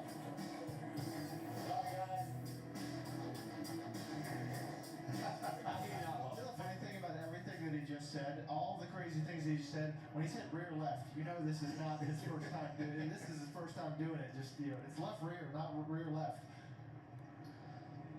Yeah, and we got to see him in more than just ARCA competition beginning this year. This was last night in the truck race. Unfortunately, though, it did not pan out the way he had hoped. This is before we got 10 laps in. That spot we've seen so much action, and man, what a hard hit that was. Yeah, you can hear him pretty hard on himself early in the race, but there are a lot of drivers that find themselves in that spot. So I'm glad that he got another shot to race today and be able to go out and have some fun. He's really run well inside the top 10 most of the day until they had that jack failure on pit road. So he'll have a shot here to make some moves, nice up through the field, get a few slingshots, and probably have something to talk about afterwards. So we remain under the red flag with 12 laps to go in the General Tire 200. Jake Finch, the leader. The last Florida native to win here was Rick Wilson in 1984. So Jake trying to break quite the trend. Daniel Dye also has the opportunity to do that as well, as he currently sits in 4th place.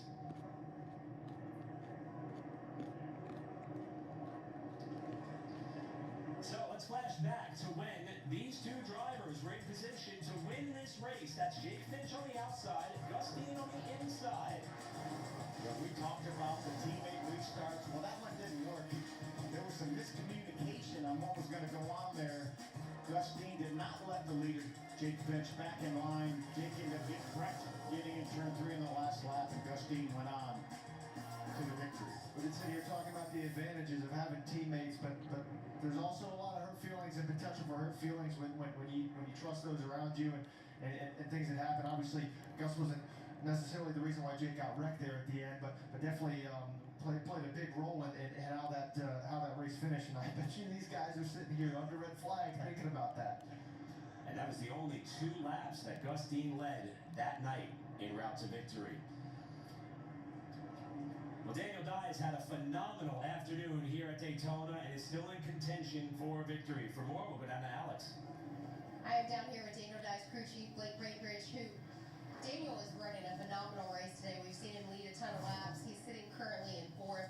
What's the mindset now, knowing that we're going to go at it these 10 laps possibly at Daytona? Well, it's everybody making deals. Let's make a deal up top. It's a chess match today. I was feeling really good before the caution, but I'm still feeling good. Everything's got to go just right. Daniel really likes working with the 18 right now, 28, and we're up against the nitro cars, and we know they're going to work together. We really didn't need this caution right here because I feel like they were going to be close on fuel. We're really good. This could help them. We'll see. I mean, when you're leading, you use a lot of fuel, so that's what we were hoping to go green. But we have a really fast champion Ford today, and it's SBS. Joe he owns the team, man, and he gave Daniel a chance, and Daniel wanted to do this race, and we're going to do the Xfinity race right after this too. So it's a doubleheader today. So I'm really excited. Daniel's excited, and just gives us the opportunity to work together before the other show.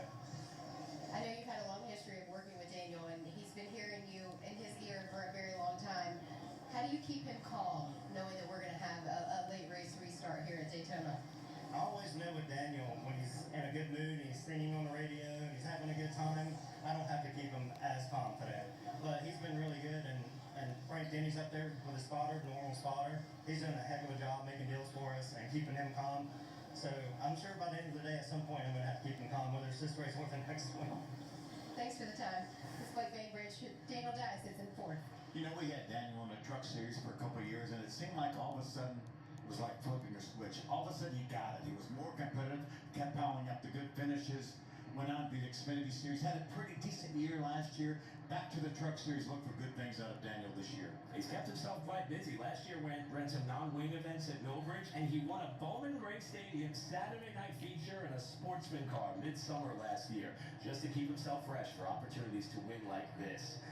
We've seen a lot of very busy drivers. We've seen a lot of close calls. In Austin, we've seen a lot of busy hands. How about another recent sweet move of the race nominee for this moment for Thomas Annunziata in the 70?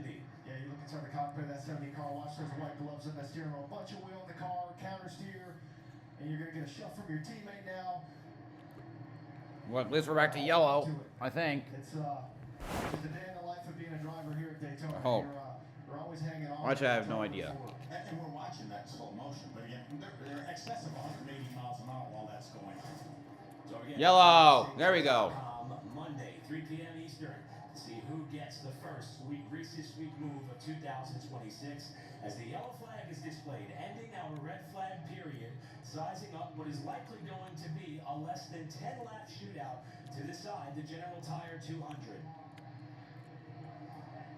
The field is going to roll off behind the pace car, and we will size the field up for a run to the finish, wrapping up our 5th caution.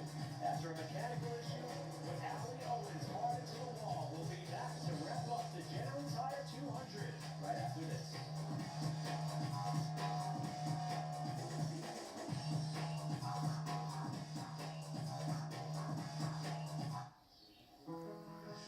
Dude, check that out. Wow. You made it!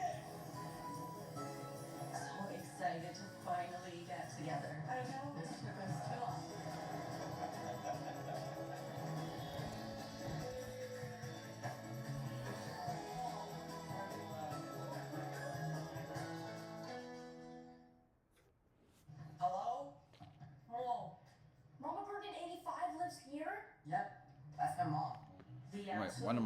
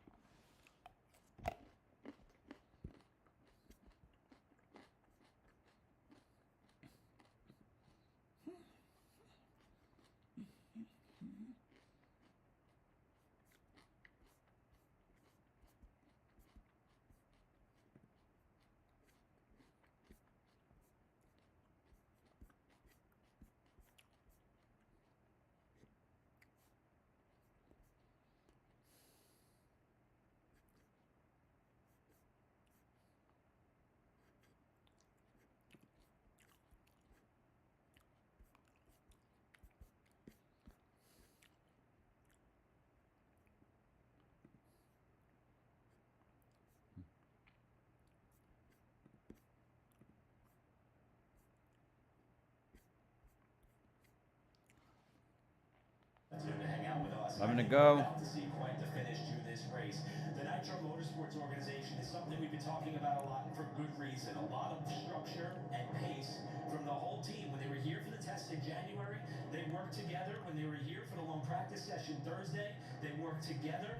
And throughout this race, we've seen evidence of them working together and evidence of them not being able to make it work.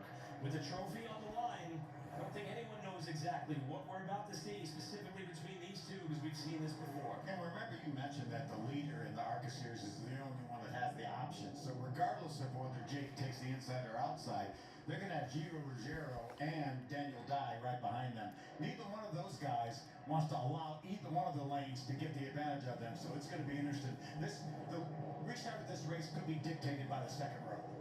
I think that's a great thought, because that second row is going to make such an impact on this restart. And then when the second row makes an impact, and if it's an equal impact, then it's the third row. And our fellas here, Gio Ruggiero, Daniel Dye, Jack Wood, obviously trying to be the antagonist to this Nitro show, and they're kind of in a sandwich here because you've got Nunziata and Bowman in 6th and 7th behind. So these guys are going to have to really nail their jobs here, and whether if that means working together.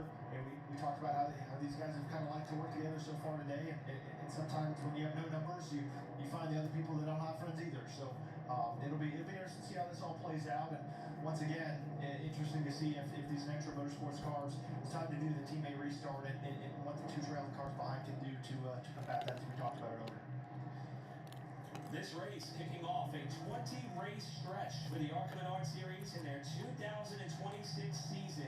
A very diverse platform for the ARCA campaign each and every year.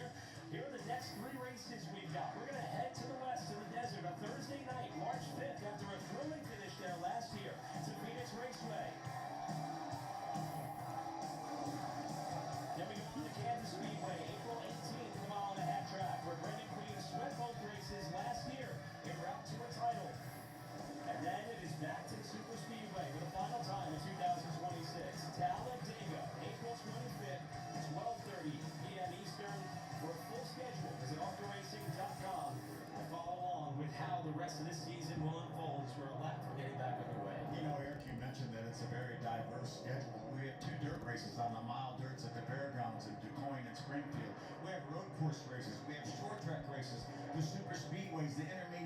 has it all, including a road course on the opening stanza of the season this year, Watkins Glen, and then Toledo was our finale last year, now moving to mid-May.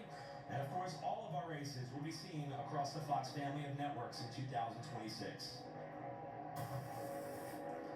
So the one-to-go signal has been given, and you see already the number 18 Joe Gibbs car, perhaps making a bit of a visual statement there to what you guys were just talking about. This team up front may not have a chance to orchestrate what they want to do here, because row 2 may decide it all. So Gio's going to push him at 70 miles an hour, just so he knows he's going to get pushed on this restart. I saw the same thing when we cut to that shot, and those are the restart tactics. Some guys, especially when you're short track racing, try to get inside the guy's head and let them know what you're going to do. And it's going to be really interesting to see. I think we've got a really exciting last couple laps here to the finish. And these drivers are going to really be tested. This teamwork that we've been talking about, that's going to be tested, but also the skills, the impatience, the blocking. Some of these drivers haven't been in this position before, but as I've talked about, the top 5 drivers in this field do have the most experience. So I think some more high percentage moves than maybe you would expect, in this field from before. So I'm excited to see what we got. And what do typically cautions do? Cautions bring cautions. Yes. Hopefully not. Hopefully this is our final restart. Especially at a place like Daytona. I want to tip our cap to a couple of other drivers who had really good runs up inside the top 15. How about Glenn Ream? That's a second-class motorsports team in the 07. He's been able to keep his nose clean. Michael Maples, who is back, full-time competition, also in the top 15 as well. Maybe if they could avoid some of the madness that's about to ensue, they'll have a chance at perhaps career best efforts for the both of them. So Jake Finch, the leader on the outside in the 15 car. Gus Dean, his Nitro Motorsports teammate in the 25 on the bottom. 8 laps remain to decide the General Tire 200 at Daytona. Here we go. All right. Jake Finch has a decision to make. Does he get in front of his teammate? Does he let Daniel Dye go? When Daniel Dye goes, he's getting pushed from Annunziata. Annunziata gives him a huge shot all the way out into the lead of the race. Now Annunziata's got a decision to make. Do you keep pushing that forward in front of you of Daniel Dye to get to the lead while your teammates continue to parade the bottom line? Well, there's no room on the bottom for him to get in, so his only shot. There comes Finch to the inside, pushed by Dean. Oh, there goes Annunziata into the outside wall. I think he got a push, maybe from Jason Kitzmiller. I caught a glimpse of it. 3 of the 6 cars of Nitro have had accidents today or problems today. In turn 3 to try to avoid what was a broadside number 70, another one of the full-time contenders for the Nitro Motorsports team who was running 8th at the time, ends up seeing his shot to win at Daytona go up in a cloud of smoke. Yeah, you get inside the last 10 laps, the pushes become more aggressive. Obviously, there's so much on the line that looked like a push gone wrong. We've also seen Annunziata having to catch that car all race. You'll see it here on the back straightaway from this overhead view. That's him second line on the outside. Watch, see if there's a push from. There was a push from the 97 of Kitzmiller. Just got him a little bit out of shape, but it just doesn't take much. Yeah, it didn't take much. I mean, that was a pretty small push, and he was left to center, which a lot of times is probably the right place to get it in these cars. And but you get to the end of that back straightaway, there are some bumps there, and it's just tight racing, and you see just that small little bump that sometimes does nothing right on the corner entry there. And lucky to have any other cars involved in this track. That's what's really been quite amazing is all the incidents we've had have been almost single car incident. Other than that, they almost had Sean Core got involved. Bobby Earnhardt also spun to avoid that incident. Drivers and spotters have been super heads up today, and especially fortunate. I mean, this is the fastest part of the racetrack going down this back straightaway into turn 3, and got a car spinning around. And I've never really missed it. So yeah, great job by Annunziata to keep that car up against the wall as well, not back down in traffic till most of the field had gone by. The winner at Lime Rock Park in 2025, again going to try to chase an ARCA Menards Series championship. The young man who actually grew up in Brooklyn, New York, moved to Colts Neck, New Jersey, and here's Cletus avoiding another one. He's had an eventful day, an eventful weekend, but you can hear him in the audio. Look at this. Let's play that again. I don't know that I've ever heard the driver hollering over the audio of the engine noise. We got to hear that audio again. You see how close that was, and you see the cars going through the grass, and you don't quite know where to go. Here's the audio.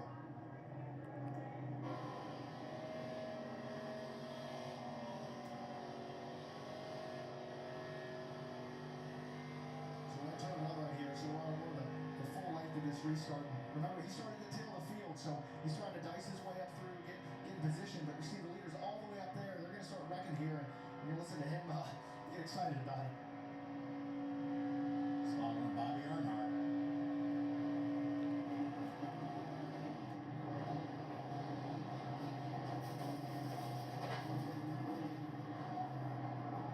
Good move. He went down to the bottom of the racetrack. Did you hear him hollering?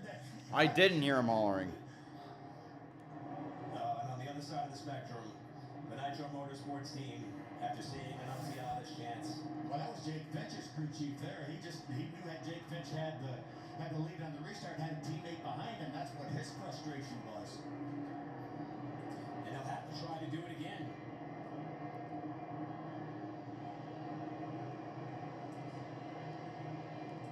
So cleanup continues on the back straightaway. And what is going to be a shootout to the finish. Thomas Annunziata finds the wall. We're under caution number 6. Come on back to Daytona for the finish.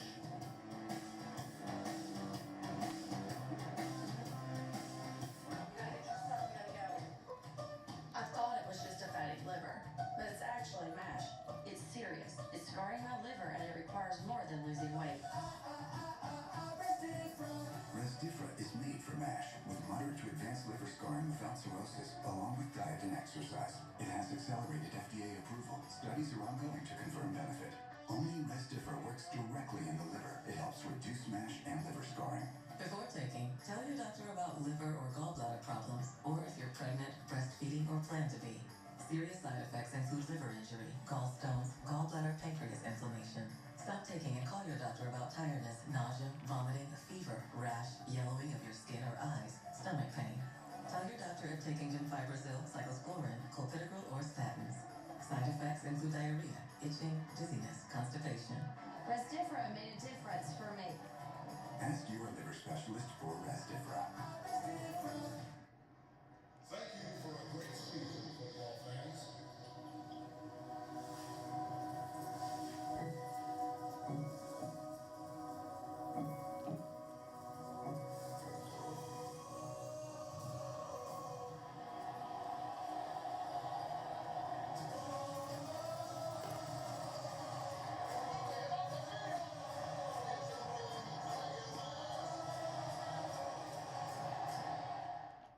Virginia takes on Ohio State.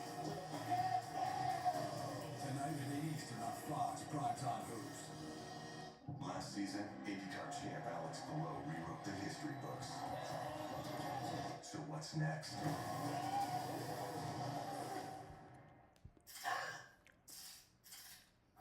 Holy shoot!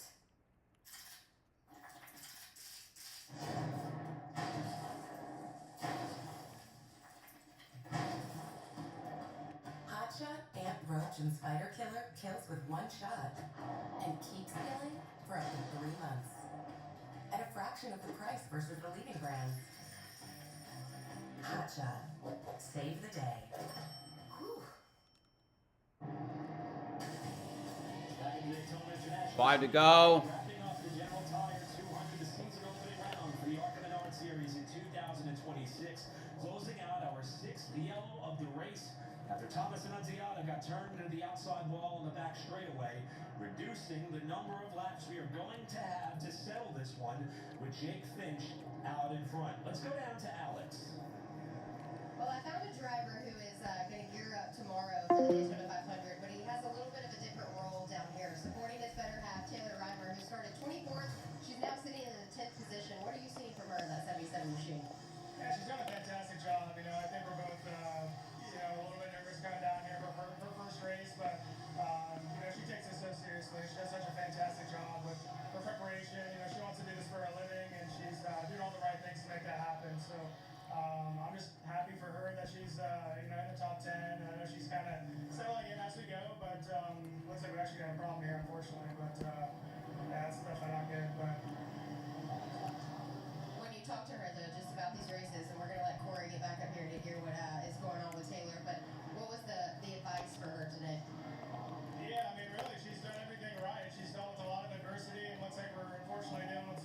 What happened to them? Qualifying group. She didn't really get to draft and practice the other day, but she's dealt with the adversity really well, and looks like we're obviously no stranger to it. She's dealing with some more problems, but we're working on it, and hopefully we can get back on track here.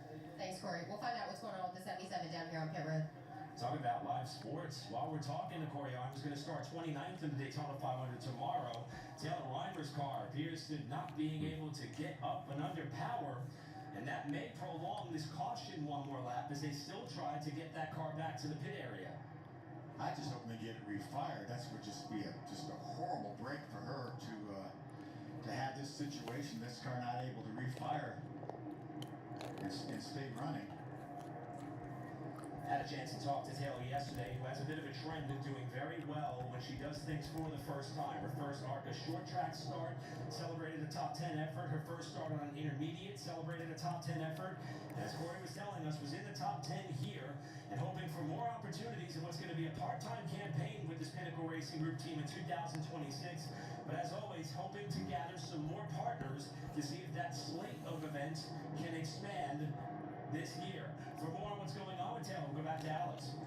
Yeah, guys, right place, right time for me standing here in her pit box. It seems like a battery issue for the 77, so they're trying to get it pushed as hard as they can, but nothing is working right now. Yeah, if the battery's dead, they're not going to be able to get that car refired, I don't think. It would take a new battery, and that's going to take some time. The guys can do that fairly quickly, but unfortunately for Taylor, I think it's going to probably end her day after such a sterling run, running up in the top 10. So while they get that 77 back to the pit lane, they did add a lap to this caution. Gonna restart with 2 to go. Listen, as Cletus McFarland gets by another one.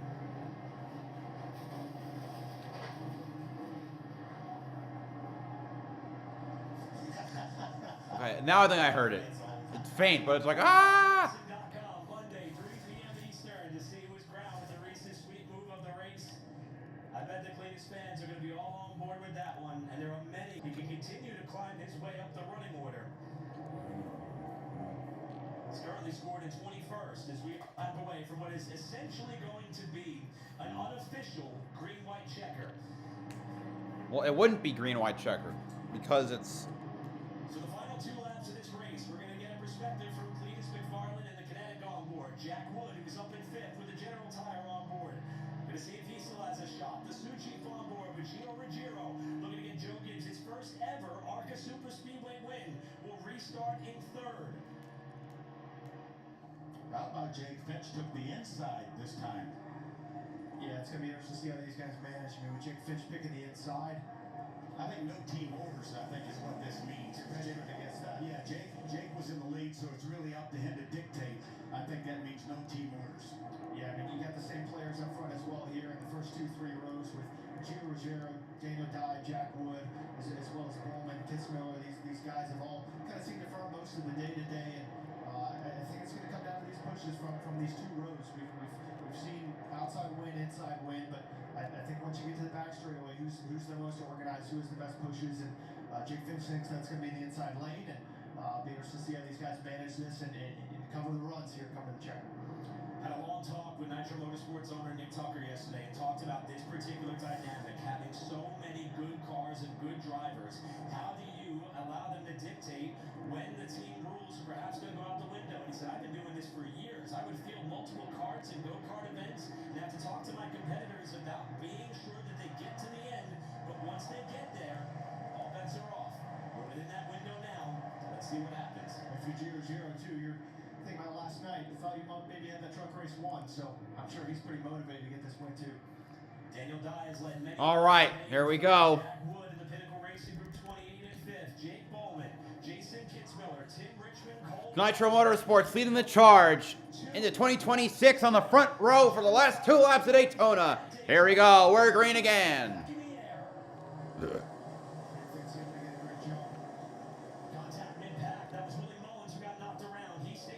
Top 15 or so, or 14, 12 get away.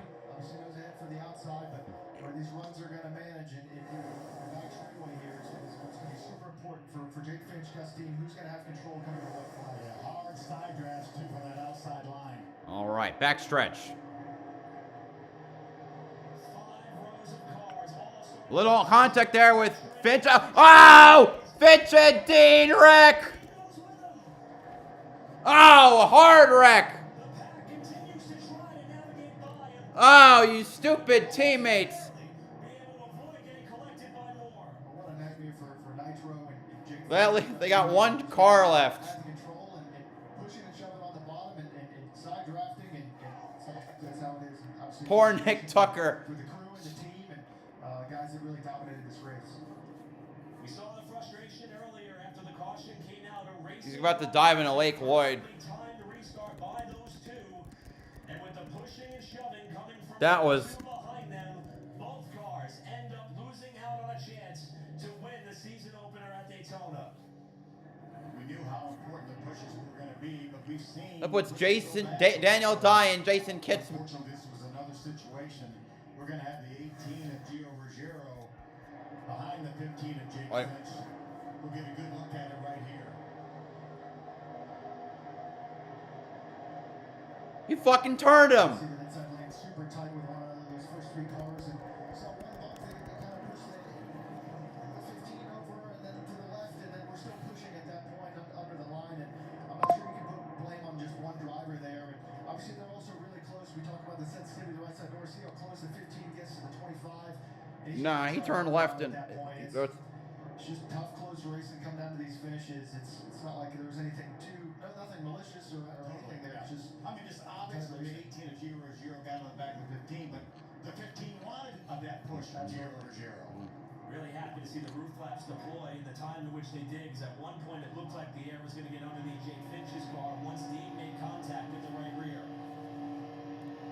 It's on board with Gio Ruggiero, kind of catch the tail end of that there. But I mean, in his moment, you hear him never lift, but if you hit the brakes, you're getting wrecked from the guy behind you. So I'm not sure, like I said before, can really put blame on too many people there. But you see this first push kind of gets him out of the way, and then he's not lined up on the bumper in the right spot, and then he's on the right side of the bumper, which hooks him. So it's just, a tough spot to be in. And if I'm to sit here and play devil's advocate, you know, as the driver for tomorrow, I trust my teammate more than anyone else pushing me. And obviously these guys wanted to race it out, but between the two of them, between the two rows. But you know, if you're the team and the driver, you're like, man, that might look different if I had a guy that was maybe gonna take care of me, or maybe the push was gonna be different. It's hard to say. You can never be 100% certain. Adrian Morris sneaking through. Absolutely. Keneally and absolutely. Mullins. Moves Applegate. So this is that third car in line with Jack Wood, and he did have somewhat of a reasonable gap in front. You could hear him lifting, and he's lifting good because of the information his father's telling him. So I feel like Jack Wood did his part there, not to be a huge. He was helping, but not pushing. He wasn't certainly part of the incident, but going to end up in a great spot here. Going to be second on this restart. Absolutely. The thrill of victory is And the agony of defeat. But the agony of defeat has been evident for the Nitro Motorsports game, as two of the dominant cars in the race will not make it to the end. The finish of the General Tire 200. Yes.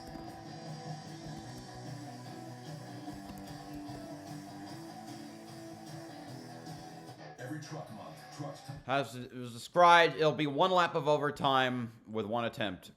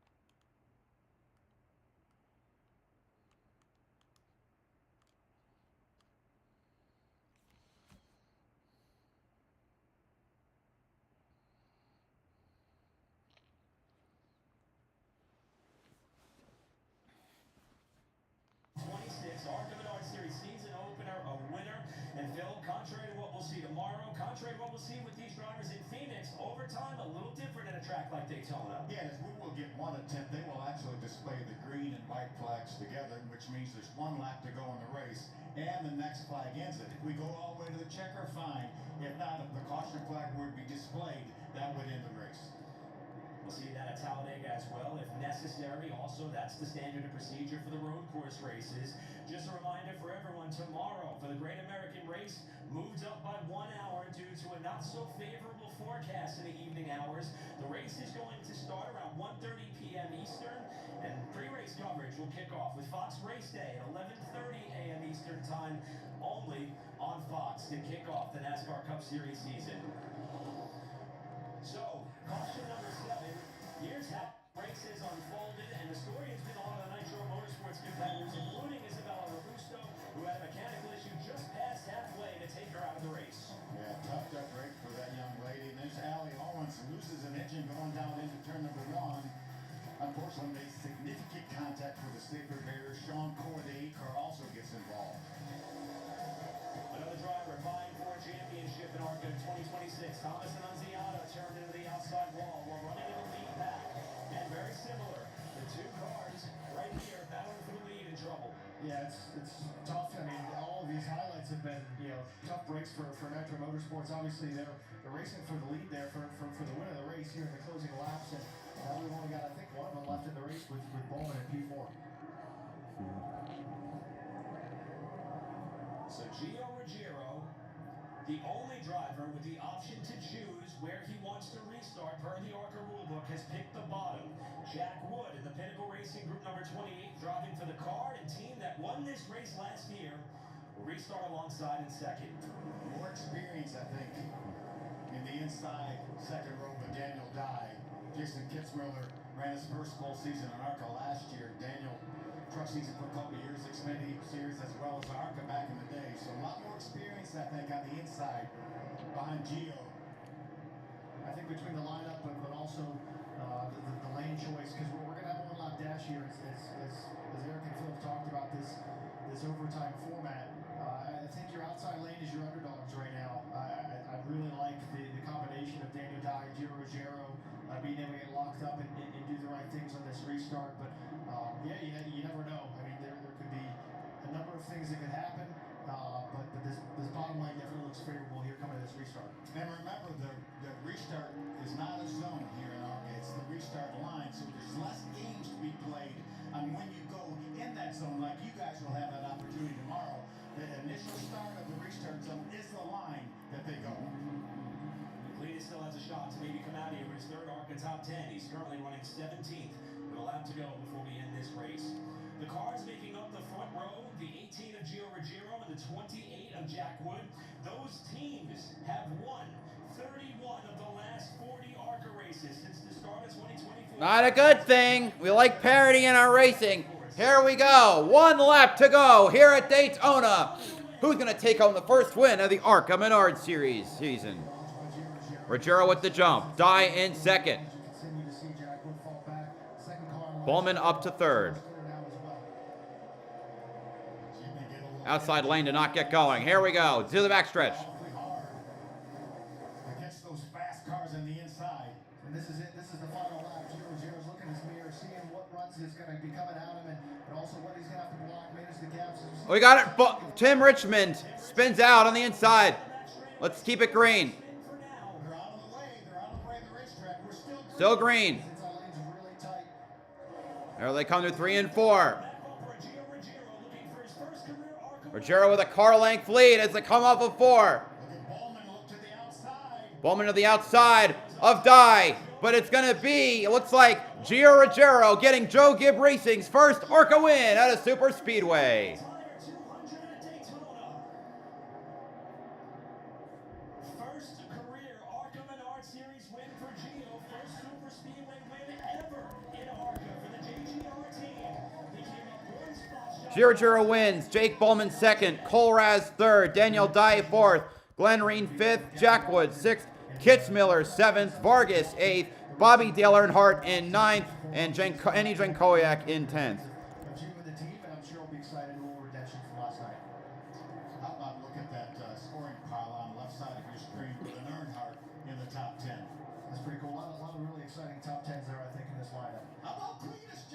11th for Cletus McFarland. That's 8 spots in a lap. For Gio, it's the 4th time in the last 8 races that a teenager has won here at Daytona. The driver who's just a little bit older than 19 years of age from Seacon, Massachusetts. 52nd career victory for Joe Gibbs Racing in ARCA. And the 173rd for Toyota in the series. All right, that does it for today's race. All right, in about 3 hours, we have the O'Reilly Auto Parts Series race at Daytona, the United Rentals 300. I will, of course, be there for that. Thanks to everyone who came up for the noon race. See you in the evening. BowserJrXD signing off. Have a good one.